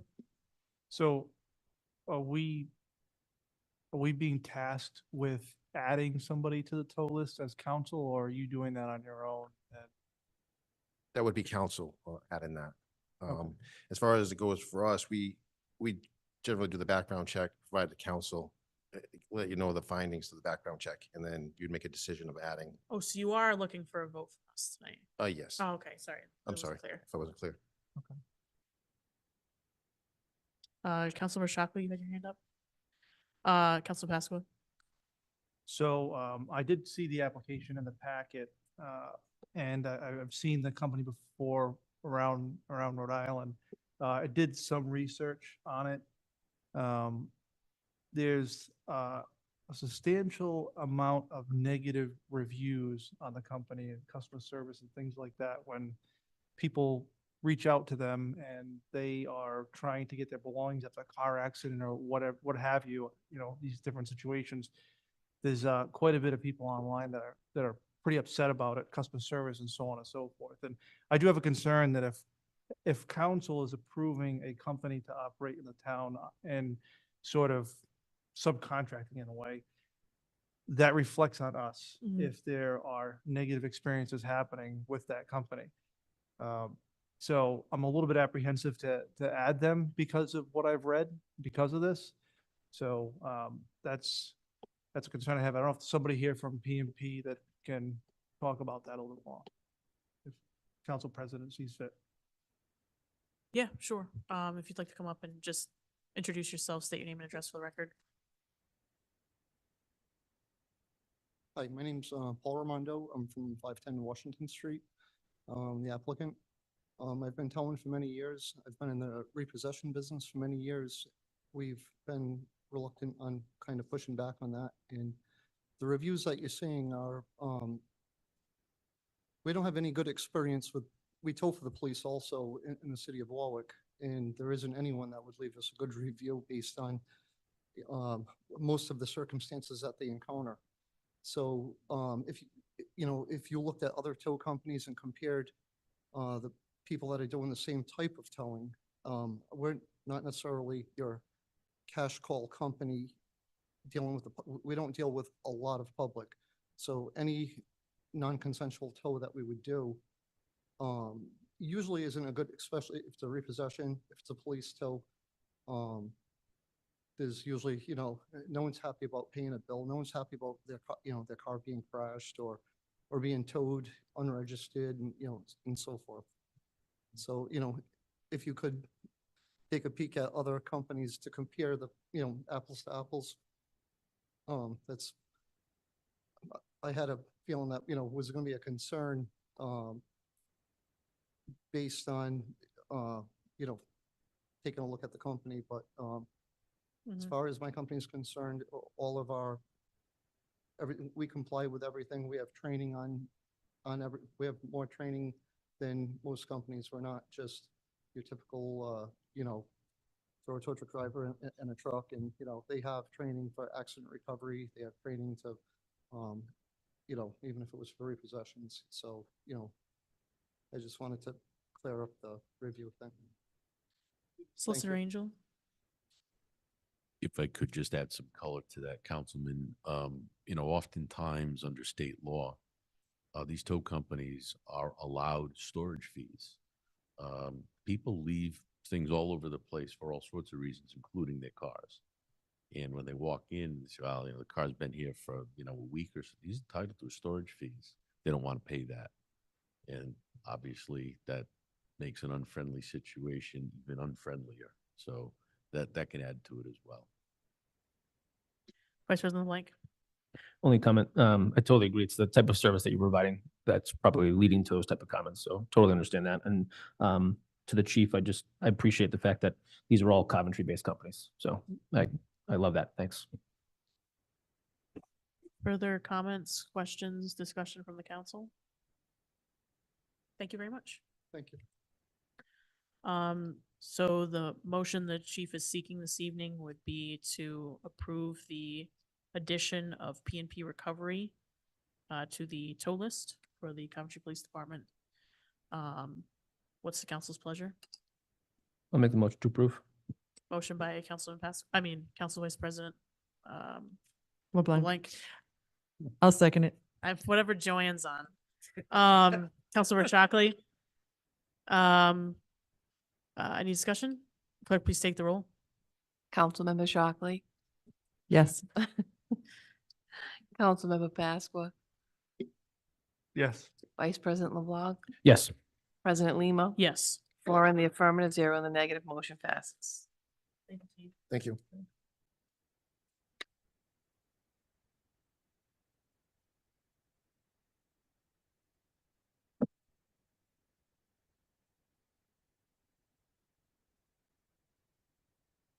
Moving on to report of the solicitor.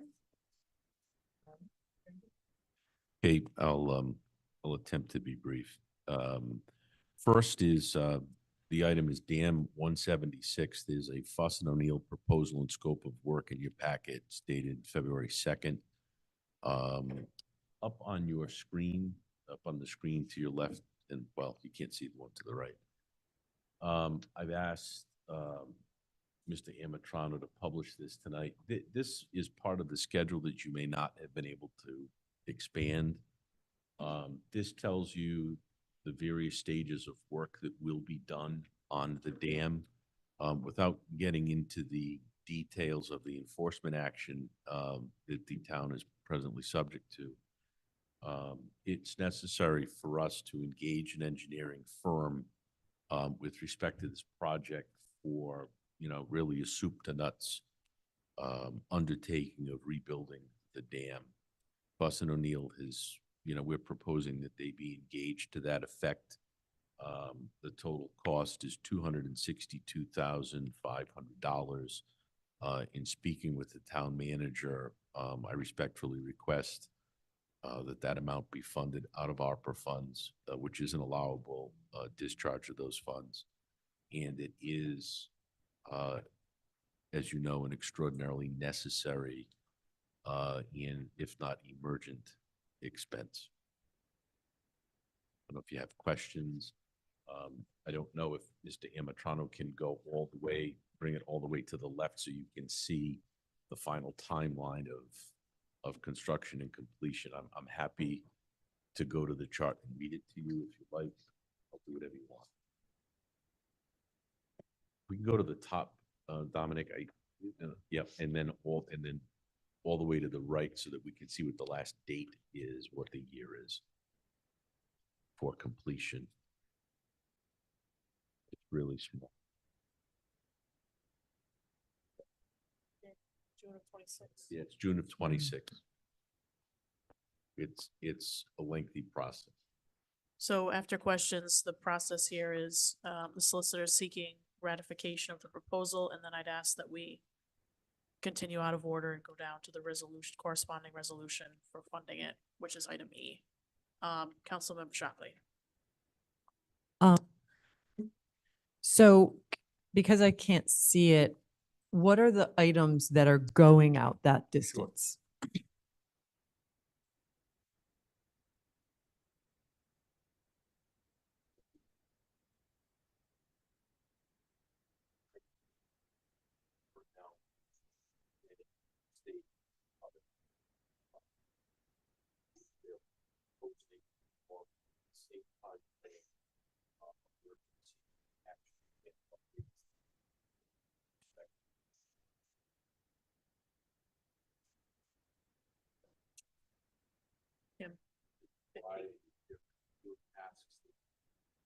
Oh.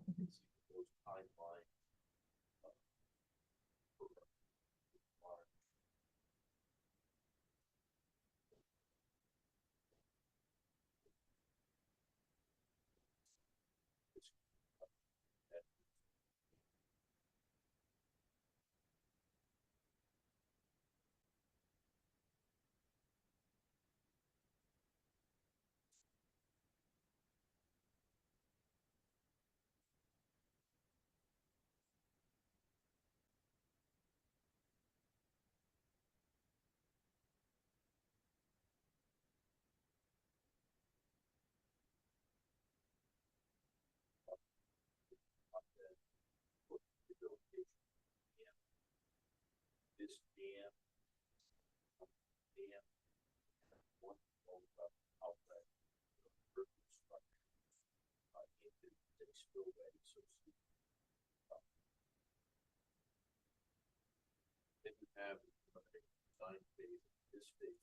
By the way, TDM is involved in all of these things. We pass four phase takes us out to again August. During this process, we March. Some of it is in July 24. Phase 4 is the preliminary design, budgeting, things of that nature. We're passing the deal. Charged with is identifying sources of funding for this.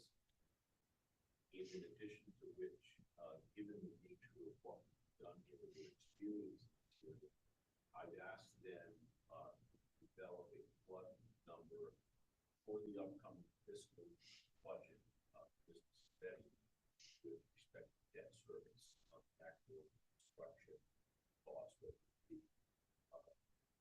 emergency measures that we outlined to for actual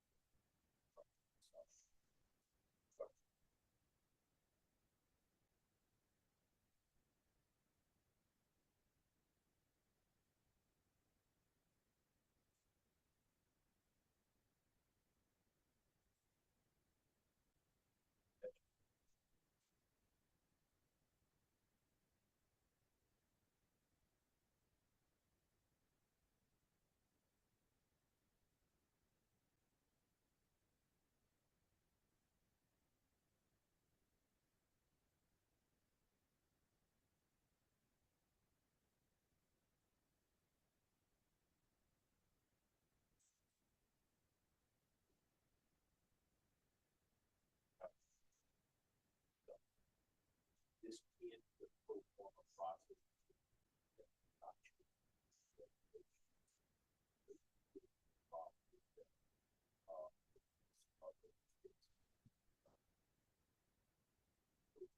Down for task force 5 for town that development of really best practices for maintenance that not place have yet or not that process goes out.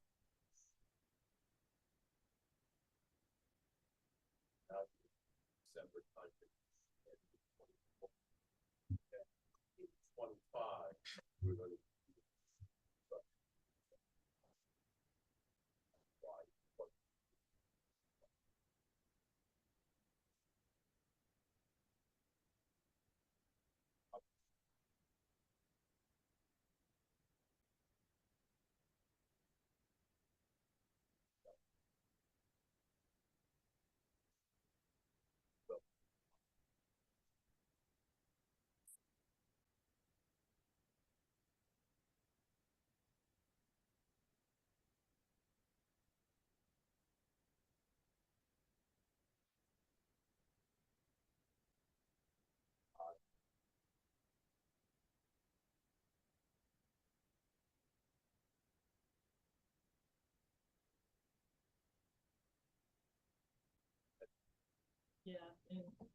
Yeah, and I apologize because I had forgotten that this exists in our packet. And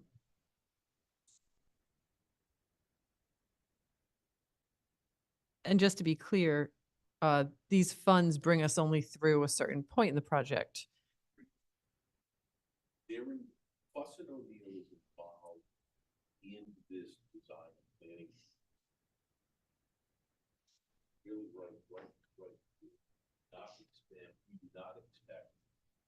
I mean, the heavy cost of the project is going to be construction cost, whether it be anywhere from demolition to actual. Yeah, this isn't all it's gonna cost.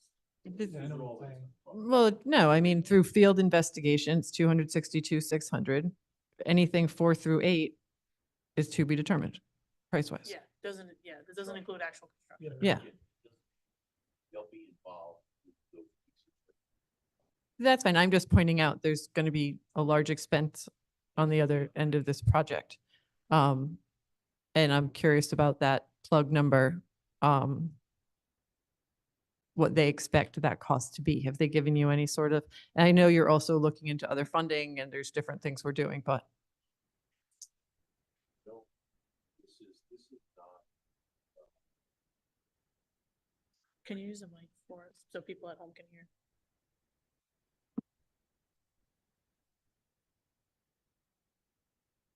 It's not, it may not be a bondable expense. I'm sure we'll be looking at congressional money. We need to move quickly on this. We may not have the luxury of waiting to bond. The infrastructure bank may be the way to go. The actual cost, however, I had seen some estimates from funding sources, okay, that pegged this at about $1.1 million plus or minus 10%. That's a wrong number. I can tell you that right off the bat. In my experience, the engineers don't think it's a realistic number, and neither does DEM. they think it's too high w- or too low? Too low. Yeah. That's, By well over 100%. So this is a $2 million project.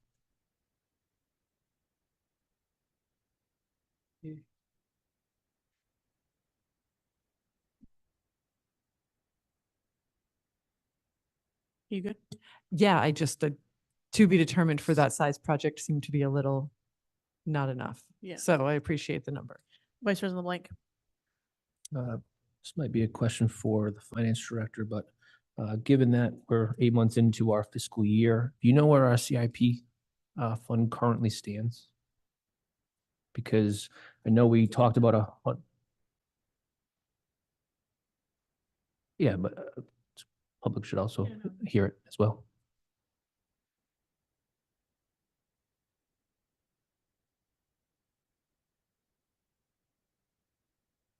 Yeah, so the current budget, we had budgeted approximately 411,000 for CIP projects. Mhm. And to date, we've spent about 79,000. So we So do there have are- funds there. There are funds there. We will be coming forth with the proposal, to possibly add more funds to that, as well as we have some of the revolving funds at this council from 2023 that were left over, Mhm. that got rolled over. I'm just saying this is something that should fall into that, in my opinion. I know everybody loves to jump on ARPA. I'm just throwing it out there to the council. That's all, as a source. And I'd like to discuss as well, only because ARPA has a shelf life and this is a project that would be approved for ARPA money. We have to make sure that we're, If I may, we're on just the proposal right now, whether or not we accept it, but the funding for resolution comes later. Just don't want to confuse it. Oh, it's not a resolution? So there's two separate votes we need this evening. One is to ratify the proposal given to us, which is on starts on page 33 in your packet. That's the one that has page 50 that has this. So there needs to be a separate vote to ratify that proposal. Preston O'Neill, say, we like it. Then we need to go down to the resolutions, and that's where the funding discussion happens. But I'm not saying it's not relevant here. I'm just want to make sure everybody's clear. Vice President White. Just one follow-up. Did we ask any other professional firms for a quote on this? These are professional services, so we don't have to. There aren't many firms available who do this kind of work and have this expertise in-house. Fuss and O'Neill is one of them. We have an ongoing relationship with them.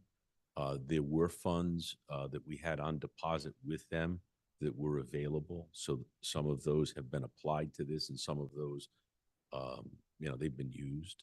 GZA would be another firm that we would look at. They didn't take a pass, but they weren't involved nor were they familiar with this. And the ramp up time on this for them was too long. And we're under some particular time pressures from DEM on this. Understood. I appreciate that insight. Just going forward, if there's any a possibility, I was thinking Weston and Sampson because we also have a relationship with them as well. When we considered, when I say we, I talk about town management considered the best approach to this.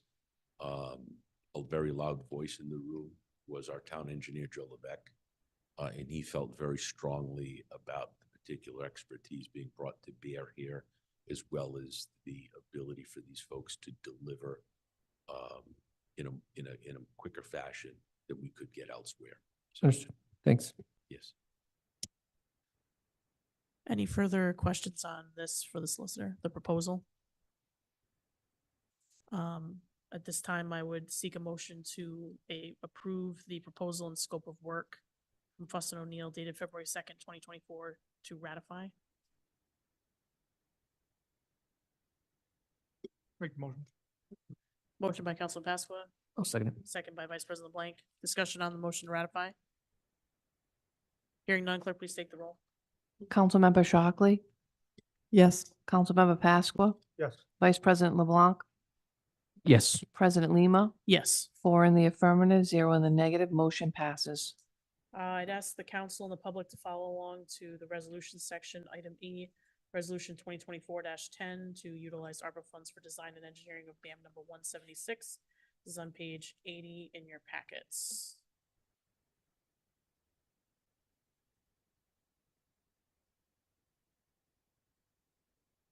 Solicitor Angell. Excuse me, to address the vice president's concern as to the funding source, ARPA was just put in here as a plug with the thought in mind is Councilwoman Shockley had raised that ARPA does have a shelf life, but certainly if the council chooses to take it from somewhere else, some other line item, the resolution could easily be amended on the floor here this evening and that be accomplished. If I may, I think I'm open to the discussion of moving it to capital instead. I think just understanding this is one of those have to projects, not a nice to. But it just means that projects that were going to be funded by the 200 and some odd thousand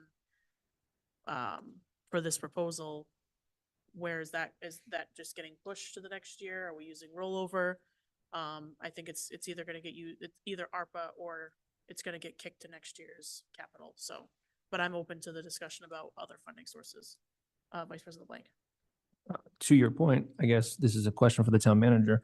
Do we have projects in play right now that are going to get done and or that we're going to, as a council, approve from now until June for the remaining CIP? Because what I see happen typically during the budget sessions, I always ask, what projects are we actually going to do and what's the project plan? And I don't really ever get that. And I know you were new at the time. So the question is, do we have projects lined up and agreements that we're about to authorize? So the council already approved some of them. The Johnson Boulevard project is still maybe a third to a halfway done. So some of that's been allocated, but there's still some to be allocated there for sure. I know, I believe Raina has a piece of equipment that she's waiting to come in. So again, that's earmarked for that. However, it hasn't come in yet.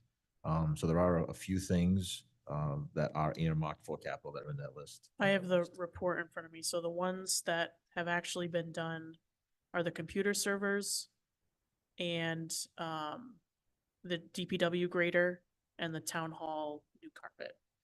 Ones that have not yet been expended would be the Old North Road drainage project, the Tyoclase gatehouse replacement, Sandy Bottom and Woodland pump stations, which we just talked about this evening, community center floor, which I know we've talked about that had an asbestos issue, and then the van share for the human services. That is, we're waiting on the state. That's not something we can control, right? Yeah, that's the money for that. That's free now. There's no lot of free. So 24K is open. Yeah.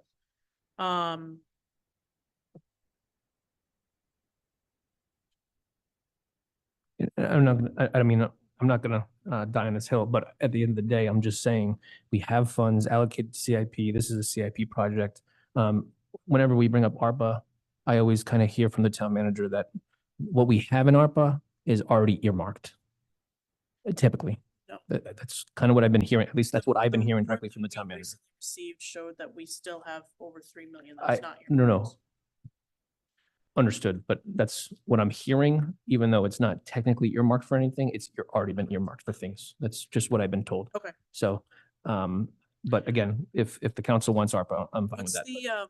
the Director Savetti, what is the amount that was rolled over from FY '24? Or I'm sorry, FY '23? I'll have to get you that off the top of my head. I I'm know, not at sure. least the wanted gen, to- I know the generator was, that was The 275,000.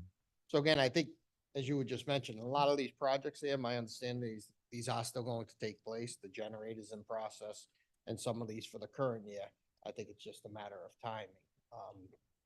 The only one we know of, the vans that we had, the 24,000 for the town share, that's not going to be needed. However, that was put towards the grader that was needed so that the DPW could move forward with the road paving project that was put forth this past summer.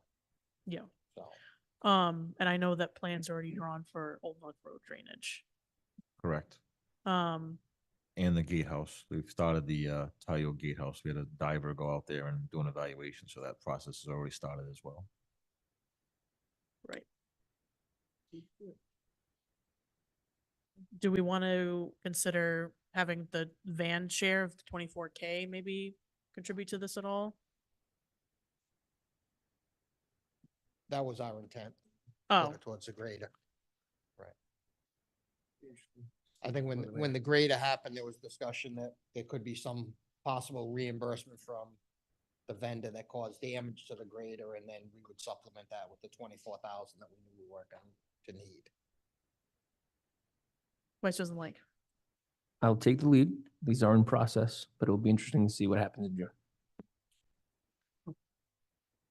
Give until June. Another happy meal. I didn't get the first. So, but I think it's important to point out here that even if we wanted to pay for this entire thing with CIP, then we don't have the amount here. He said we only spent 78,000 so far. Right. Is what he had said. Correct. Take place, and if not completed by June. Right. Our intent would be to come before the council And roll it over. happened last year, to roll it over so that this project could be continued. And I'd that's one of the assume that's proposals what's that we have that's gonna come forward where, yeah, in a couple of weeks, we're gonna talk about the capital projects where whatever is usually budgeted in this line, if it's not spent, we roll it over to a capital fund so that it's there, seeing it was committed for capital, we all that, always have it for capital. I'm sorry, I might have just glazed over. What's the story with the gatehouse replacement? So we had the diver go in and do an assessment. I guess that was part of the process. Yeah. So that's going forward. Councilman Pasqua. So I think when we're looking at funding sources, and one of them is restricted and timestamped and the other is not. If we can use this for, and tap a resource that has strict parameters and will go away, we don't use it. To me, I get what you're saying about the CIP, but the money's got to come from somewhere and both are going to get spent. And so if this falls in that category and can be used that way, the CIP can be used other ways to our discretion. I'd rather keep that open as a last resort.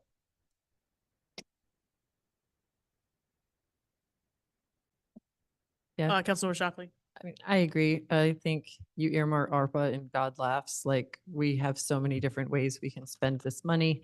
This is an expense that we have no other choice but to make. One-time money for one-time expenses. Vice President My Lake. final comment on this, I feel like we roll over a lot of money in our budget from one year to the next.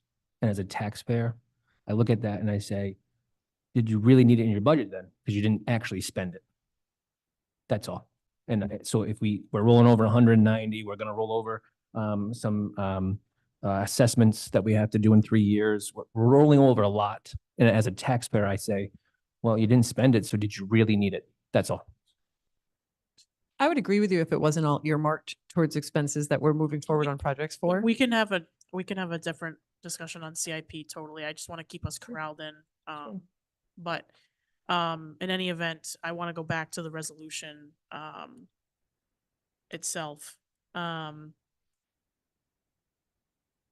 What's the pleasure of the council where the funding's gonna come from? Make a motion to approve the resolution as presented with ARPA. Motion from Councilman Pasqua, I second that. second by Councilor Shockley. Any further discussion? Hearing none, clerk, please take the roll. Councilmember Pasqua. Yes. Councilmember Shockley. Yes. Vice President LeBlanc. Yes. President Lima. Yes. 4 in the affirmative, 0 in the negative, motion passed. Mr. Solicitor, go back to continue your report. Thank you. There's an undated letter in your packet that's addressed to me by 3 citizens of the town. Kayla Amaral, Dina Tepley, and Shay Scott. This letter was received by certified mail at my private office. The letter, and I get a request like this for action. I bring the correspondence to the council's attention and the public's attention for transparency's sake. And I have been asked to engage in a full investigation and financial audit of the Coventry School Department for a variety of enumerated reasons. And in my opinion, none of which fall within the reasons, not the concept of investigation. The reasons do not fall within the purview of the solicitor's office at this time. So for that reason, no action will be taken by my office unless the council chooses to discuss it. But nevertheless, I wanted to make my reasons public and my thoughts public and to make the correspondence public. Any discussion from members of the council? Questions? Councilman Pasqua? Can we go into a little more detail about exactly what their accusations are for the record? And Sure, why there's we- allegations of hush-hush dealings taking place. I have no clue what that means. A lack of transparency by the superintendent and the school committee who attempted to push through a vote on a particular date without parent knowledge. I don't know what that means. Do you want me to go on? And so this is not. And this has been published in the packet. Right, right. I'm saying, I'm asking so that the way the public can hear it. And this obviously does not fall under our scope as council or legal counsel for the council. I am not legal counsel to the school department, and there is nothing in this writing at this time that I think warrants coming to the council's attention in such a way that would require action by the council. If there were, I would recommend that. Very good. For the council's consideration. Thank you. Any further questions? Thank you for bringing that. But I do want to qualify your comment about scope. This council can discuss the school department if it would like to on an agenda and what goes on in That's the correct. department of the town. Okay. That's correct. And under other circumstances, as the council knows, we have the right to inquire with respect to fiscal matters, plain and simple. Much to the chagrin of others, I'm sure, as I've read on social media. So, the purpose of that comment of mine is to disabuse them of the notion that they are not under the fiscal purview of this council. This council is the appropriating body with respect to that piece of the budget. So, but with respect to how the meetings function and the day-to-day operations of the school department, that does not matriculate up to the oversight of the council. Thank you. My budget, I've talked with the administration, Mr. Savetti. He's had his hands full with other things, but he'll be providing me with that information in the near term, so I'll continue to carry it until I get it. Licensing fees, I had raised this at a prior council meeting. I don't know where the administration stands on this, but I do feel strongly that a proposal should be made to the council in the upcoming budget to increase these fees. If that is the case, I'd need some time to prepare an ordinance to that effect. So that's.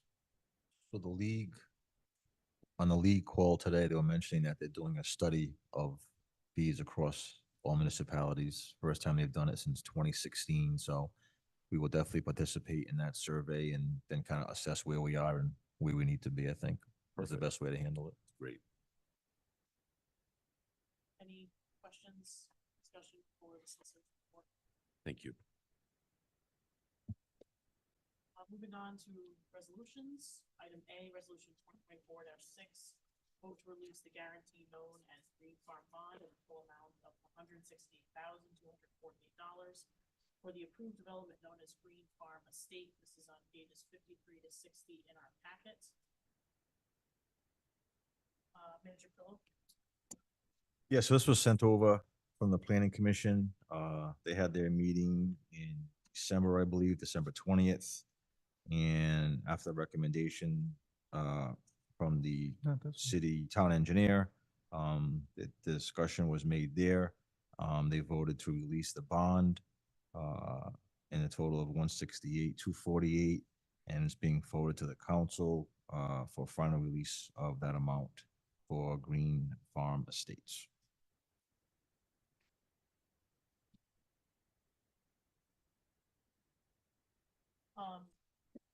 Given that the planning commission is already voted to approve this, and it's now come before us, I'd ask the council to then take it and approve it here this evening. It's what we're required to do. I go to discussion with Councilor Pascal.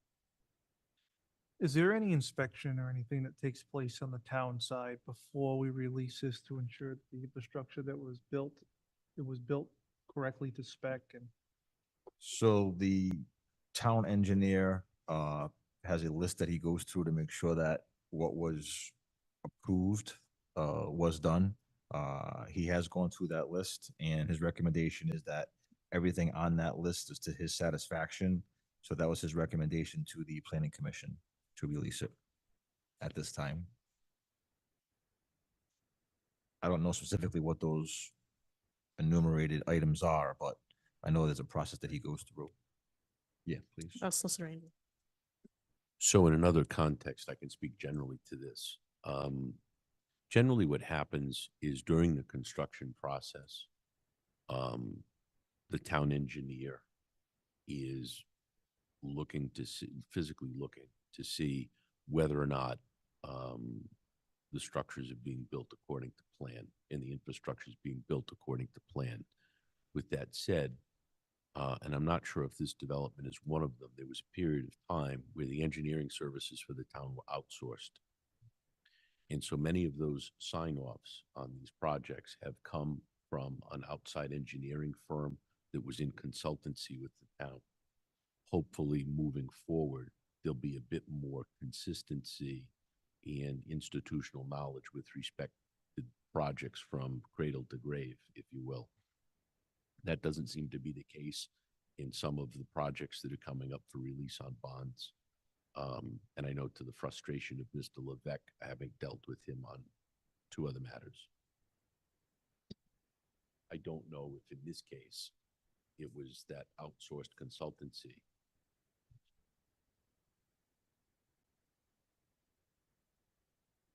Vice President Blank.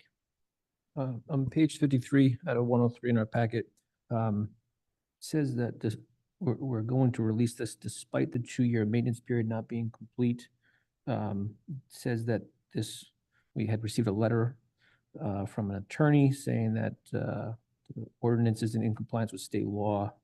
Says the town manager's office, the planning department, the town engineering department, the town DPW department, and the town solicitor agree that that any inconsistencies with local procedures on bond maintenance periods as it relates to our authority as provided by state enabling legislation will continue to be reviewed and addressed moving forward. Can you just shed some light on that, town solicitor?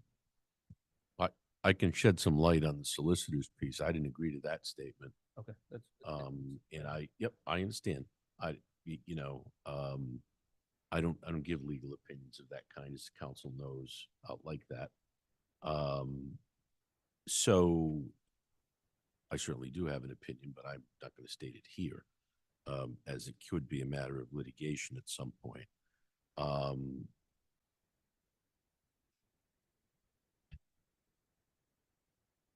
I don't put a lot of stock in letters from lawyers who don't work for the town. They represent a client, they want their money back, they bang their fist on the table, they want their money back. That's charming. This council does not have to release the bond if it does not like the circumstances under which they feel the bond is being requested. It's a request. If this council wants to speak directly to Mr. Levesque, if this council wants to speak to Mr. McGee as another agenda item and put this over to another agenda, then you certainly have the right to do that. It is within this council's power to release the bond or not and be satisfied.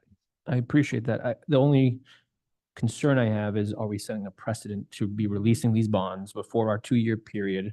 And I know that other developments have had complaints and then the bonds are already gone, so on and so forth. However, I do have to say that the planning commission has voted on this and they all voted that there were no issues to release this bond. So I gain a little comfort in that, but I just wanted to ask the question, but thank you. Yeah, every situation is different, and I think Mr. Levesque would tell you that. Councilman Pasqua. Is it typical to have language with a bond release like this? Basically, it's almost like we're signing on to a statement and agreeing with, by releasing the bond, we're agreeing to some type of accusations that, you know, we didn't perform to their standards and whatnot. Like, could this, releasing the bond in this sense, like hurt us as a statement of fact towards us later on, possibly? Well, I don't see that as the reason why you're releasing the bond. The basis for releasing the bond is the town engineer's satisfaction that the conditions of performance have been met. We're not agreeing to anything in correspondence from outside parties. This is merely based on an internal review as to, not to oversimplify it, whether all the boxes have been checked.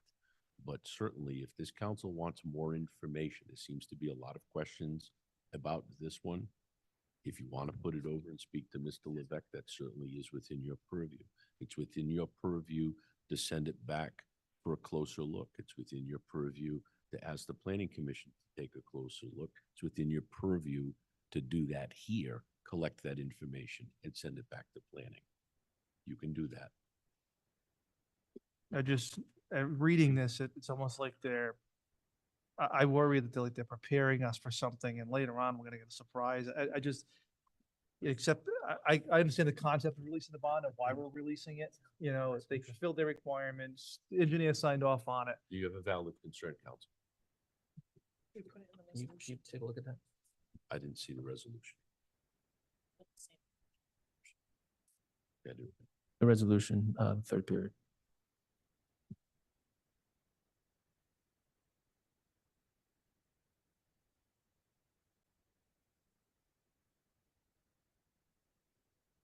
I would say we put it over and change it. I agree. Vice President LeBlanc, I think you had your hand up. Oh, I'm just not comfortable with the resolution with the wording. And the third bullet point. Kind of going along the lines of Member Pasqua, what he just said, so. What's the pleasure of the council? Make a motion, we table this and Carry it overnight. It's continue, yeah. continue this matter to March 12th. I'll second it. Motion on the table from Councilman Pasqua, second from Vice President LeBlanc. Discussion on the motion to continue. Hearing none, clerk, please take the roll. Councilmember Pasqua, Yes. Councilmember Shockley, Yes. Vice President LeBlanc, Yes. President Lima, Yes. 4 in the affirmative, 0 in the negative, motion passes.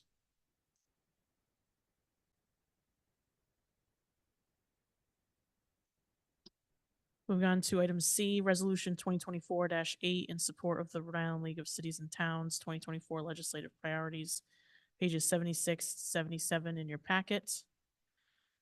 To get discussion rolling, do I hear a motion to approve the resolution? I'll make the motion. Motion by Vice President Blank, I'll second it. second by Councilmember Shockley.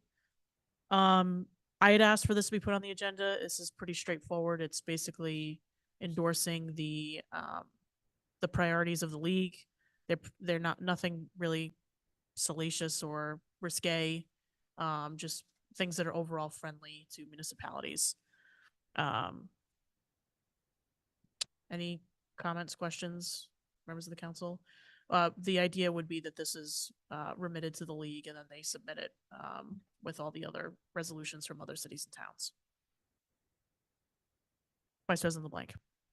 How many other municipalities have adopted this? Are you aware? Just a I am question. not aware. Okay. Yeah, this template went out to all league members. Okay. Any further comments, questions? Councilor Shockley. So, are these just general priorities, legislative initiatives? Like, is there more as far as, there's certain things you have in here where I feel, there have been legislative issues in the past that, we could use the league support on. So I just wasn't sure if this was just a broad strokes of what you're doing and then we could drill down to the. So this essentially, excuse me, this essentially is a resolution that supports the legislative priorities booklet that they put out every year. So you're right, it is broad strokes. I sit on the league's legislative subcommittee, so there are more specific pieces of legislation. As those move their way through the legislative process at the General Assembly, they'll also send down similar templated resolutions that we can either choose to support or not. Great.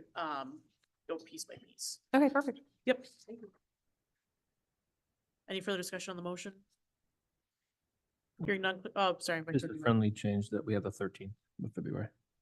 Probably just needs to be 15th. I'll accept that as friendly. Yep. Madam Clerk, did you hear that? Yes, they've all been changed to the 15th. Thank you. Who's on the ball? Any further discussion? Hearing none, clerk, please take the roll. Councilmember Pasqua. Councilmember Shockley. Yes. Vice President LeBlanc. Yes. President Lima. Yes. 4 in the affirmative, 0 in the negative. Motion passes. Item D, Resolution 2024-9, authorizing the creation of the Town of Coventry Revaluation Escrow Fund, a special revenue fund. This is on pages 78 and 79 in our packet. To get discussion rolling, do I hear a motion? Make the motion. Motion to Approve. approve the resolution from Vice President LeBlanc, I'll second that. second by Councilor Shockley. Director Sveti, do you want to speak to this?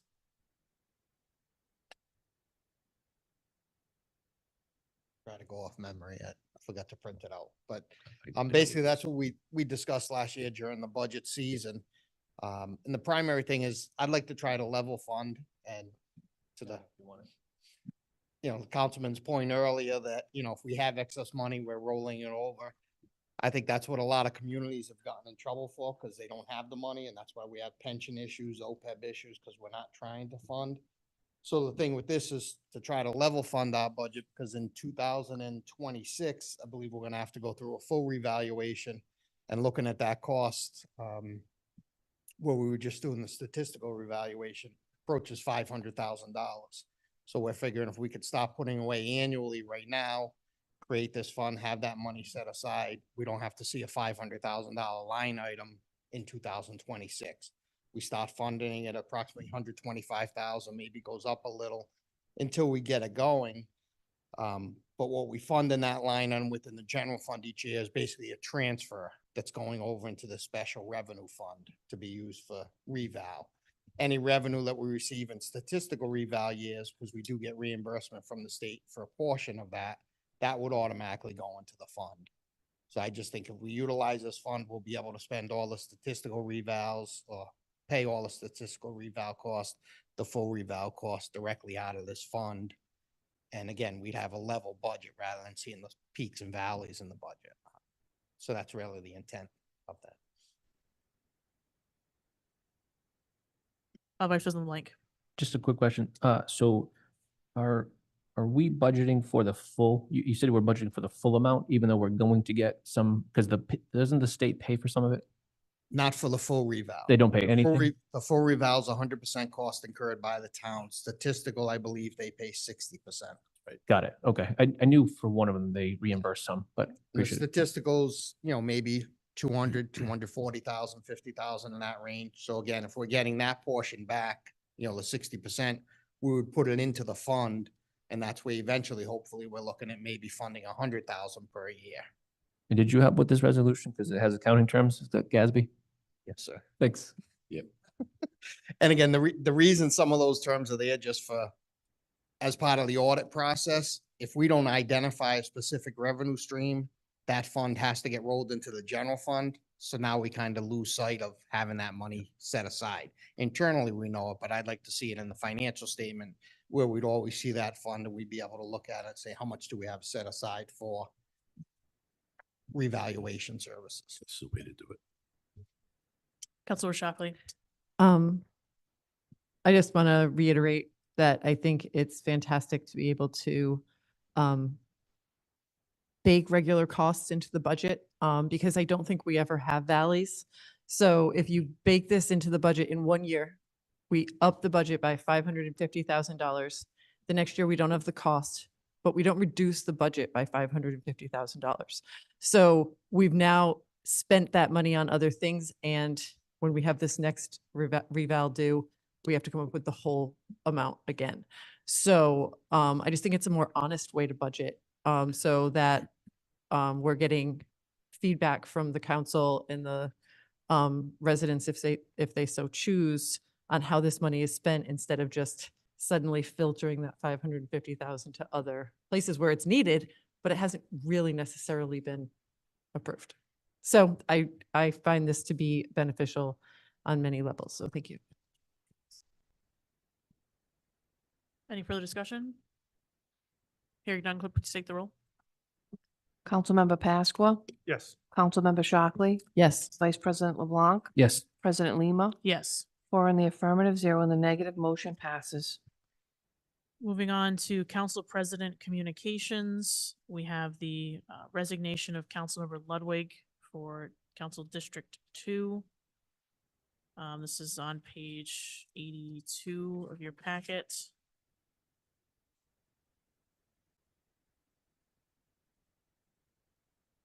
It's getting there.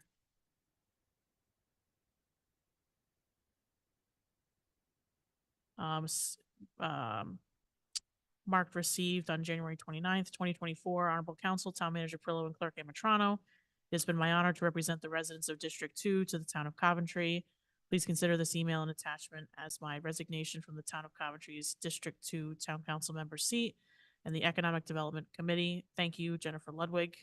Signed on January 28th, 2024. At this time, I'd ask that this be accepted onto the record. Motion to accept the resignation onto the record. I'll make the motion. Motion by Vice President LeBlanc, second by Councilman Pasqua. Any discussion? Hearing none, clerk, please take the roll. Councilmember Pasqua, Yes. Councilmember Shockley, Yes. Vice President LeBlanc, Yes.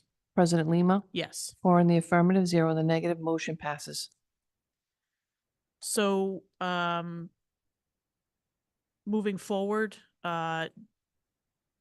with respect to the charter and how it prescribes filling this seat, given the proximity to the election as the District 2 seat is meant to be filled in this November, this seat will be filled by appointment of this town council.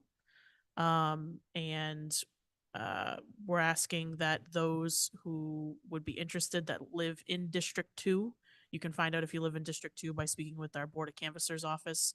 The town website has their phone number and district map, and there's also their office across the street at the Town Hall Annex. They can submit their names through the town clerk. And this council will be responsible for and carrying out the appointment of the successor to this seat to finish the term. And I believe that's, I don't know if council has any questions. Are we going to have it listed on our website as far as how people would go about applying for the seat? Do we, yeah, if we can post it on the, yeah. Great, thank you. If I could, I just want to, thank, Ms. Ludwig for her service. You know, it takes a lot of guts to come and sit up here, especially I think in this town. She's the mother of triplets, which most people know as the triplets. And I can't help but have respect, even if we didn't always agree. I can't help but have respect for somebody that steps up to serve their town. I hope she will consider staying involved in the future, and I truly wish her well and hope that she stays in touch. Yeah.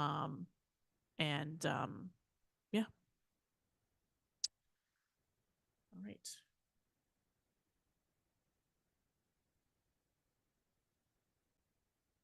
Moving on now to public comment for undocketed items. Are there any members of the public who would, in council chambers, that would like to make a public comment?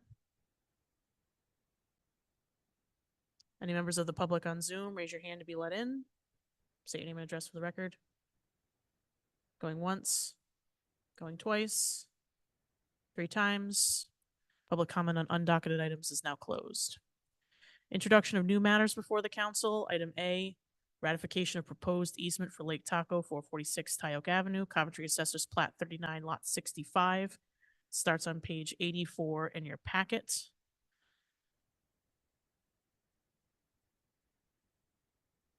Solicitor Angell, if you would. So briefly, as the council is aware, there are all sorts of reasons why engineering, public works, or a combination of the two require maintenance easements and agreements. You'll notice we've done several of them in this term. They're drafted in a particular form in my office, and we drafted this with input from the folks at Lake Taco, notably their attorney, Tom Cronin, who's a pleasure to work with. I'm satisfied with it. I had seen the freshwater wetlands permit before, so all of this has been reviewed. It's been reviewed with Mr. McGee, and it's been reviewed with Mr. Levesque, and everybody is in agreement. And at my recommendation, the town manager has affixed his signature, and we're looking for ratification. So the motion this evening would be to ratify the proposed easement for Lake Taco. Make the motion. Motion by Vice President Blank, A second. second by Councilmember Shockley. Discussion on the motion to ratify. Just a question. Vice President Blank. So this is already signed and stamped and notarized. Is that typical, or should it come before the council first? I just wanted to ask the question. It's pretty typical. It's pretty typical. I mean, this is, I don't want to say it's pro forma, yeah, but it kind of is. I mean, it's these types of easements and agreements are necessary if there were any sort of question associated with this. You know, like the Fuss and O'Neill contract, for example, was not signed before it went before you tonight. This is pretty much pro forma at this point. And if you recall, you may not, several months ago, there was a presentation here that Mr. Cronin made that talked about this wetlands. And as I recall from that particular presentation and the discussion by the council, everyone was very much in favor of this being accomplished. So for those reasons, we That's fair. went as quickly as we could. Any further discussion? Clerk, please take the roll. Councilmember Pasqua, Yes. Councilmember Shockley, Yes. Vice President LeBlanc, Yes. President Lima. Yes. 4 in the affirmative, 0 in the negative, motion passes. Moving on to item B, approval of Narragansett Electric to be granted permission to locate and maintain poles, wires, and fixtures, including the necessary sustain and protecting fixtures that be owned and used in common by you petitioner along and across the following public ways: A, Town Farm Road. Install pole 36-84-33 feet south across the street from pole 36 to anchor pole 36. And B, Flat River Road, relocating existing P23, going to be P227-50, 12-foot northwest. This is pages 100 to 103 in our packets. Manager Parrillo, any comments? Director McGee looked at these and he has no concerns.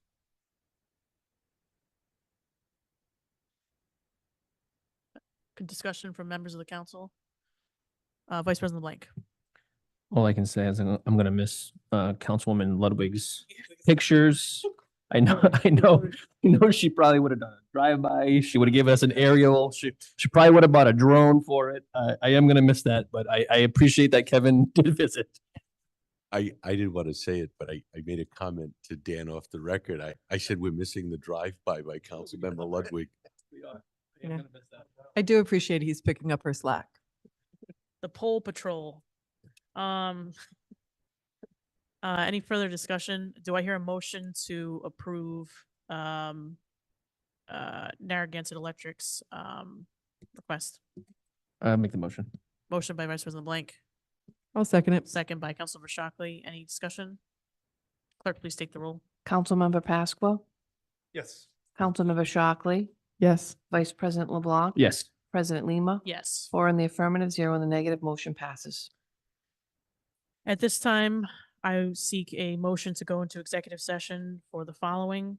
A, pursuant to Rhode Island General Law, Section 42-46-5A1, update redisability retirement of police officer Jason Jordan. B, pursuant to Rhode Island General Law, Section 42-46-5A2, collective bargaining update, Council 94 contract negotiation. C, pursuant to Rhode Island General Law, Section 42-46-5A2 for litigation matters re Nicholas Croce v. Town of Coventry.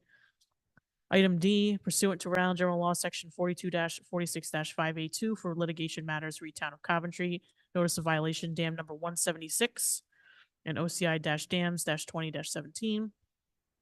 E, pursuant to Rhode Island General Law, Section 42-46-5A2 for litigation matters re Town of Barrington et al. The State of Rhode Island. Item F, pursuant to Rhode Island General Law, Section 42-46-5A2 for litigation matters re Nicholas E. Cambio. Item G, pursuant to Rhode Island General Law, Section 42-46-5A2 for litigation matters re Social Holdings LLC v. Town of Coventry. And item H, pursuant to Rhode Island General Law, Section 42-46-5A2 for litigation matters re Town of Coventry v. Aneri Realty Incorporated. Do I hear a motion? I'll make a motion. Motion by Vice President Blank, I'll second it. second by Councilmember Shockley. Any discussion? Vice President Blank. I'm gonna put a stopwatch on each item because we almost had the alphabet. Usually, Councilwoman Ludwig will give us time. So it's 9:01. I say 9:30. Yeah, she knows what she's got to pay. That would be fantastic. Clerk, please take the roll. Councilmember Pasqua, Yes. Councilmember Shockley. Yes. Vice President LeBlanc. Yes. President Lima. Yes. 4 in the affirmative, 0 in the negative, motion passes.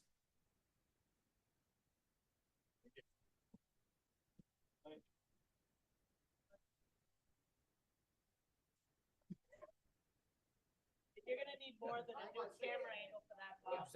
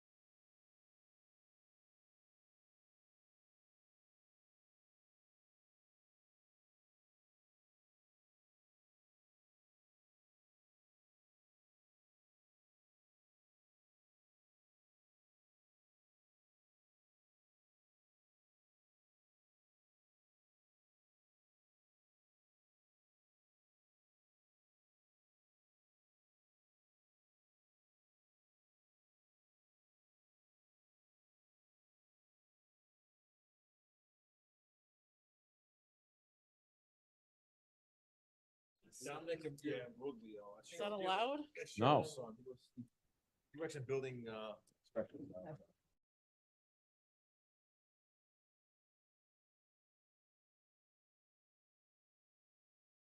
You do the wall down. I like that. Great. I've come full circle. The Where's, band what's of the your trip. name? What's your name? Ooh. Never mind, here's the mic's on. So, May I have a motion to come out of executive session? I'll make a motion. Motion by Councilor second Shockley, it. second by Council, Vice President Blank. Discussion. Clerk, please take the roll. Councilmember Pasqua. No. Councilmember Shockley. Yes. Vice President LeBlanc. yes. President Lima. Yes.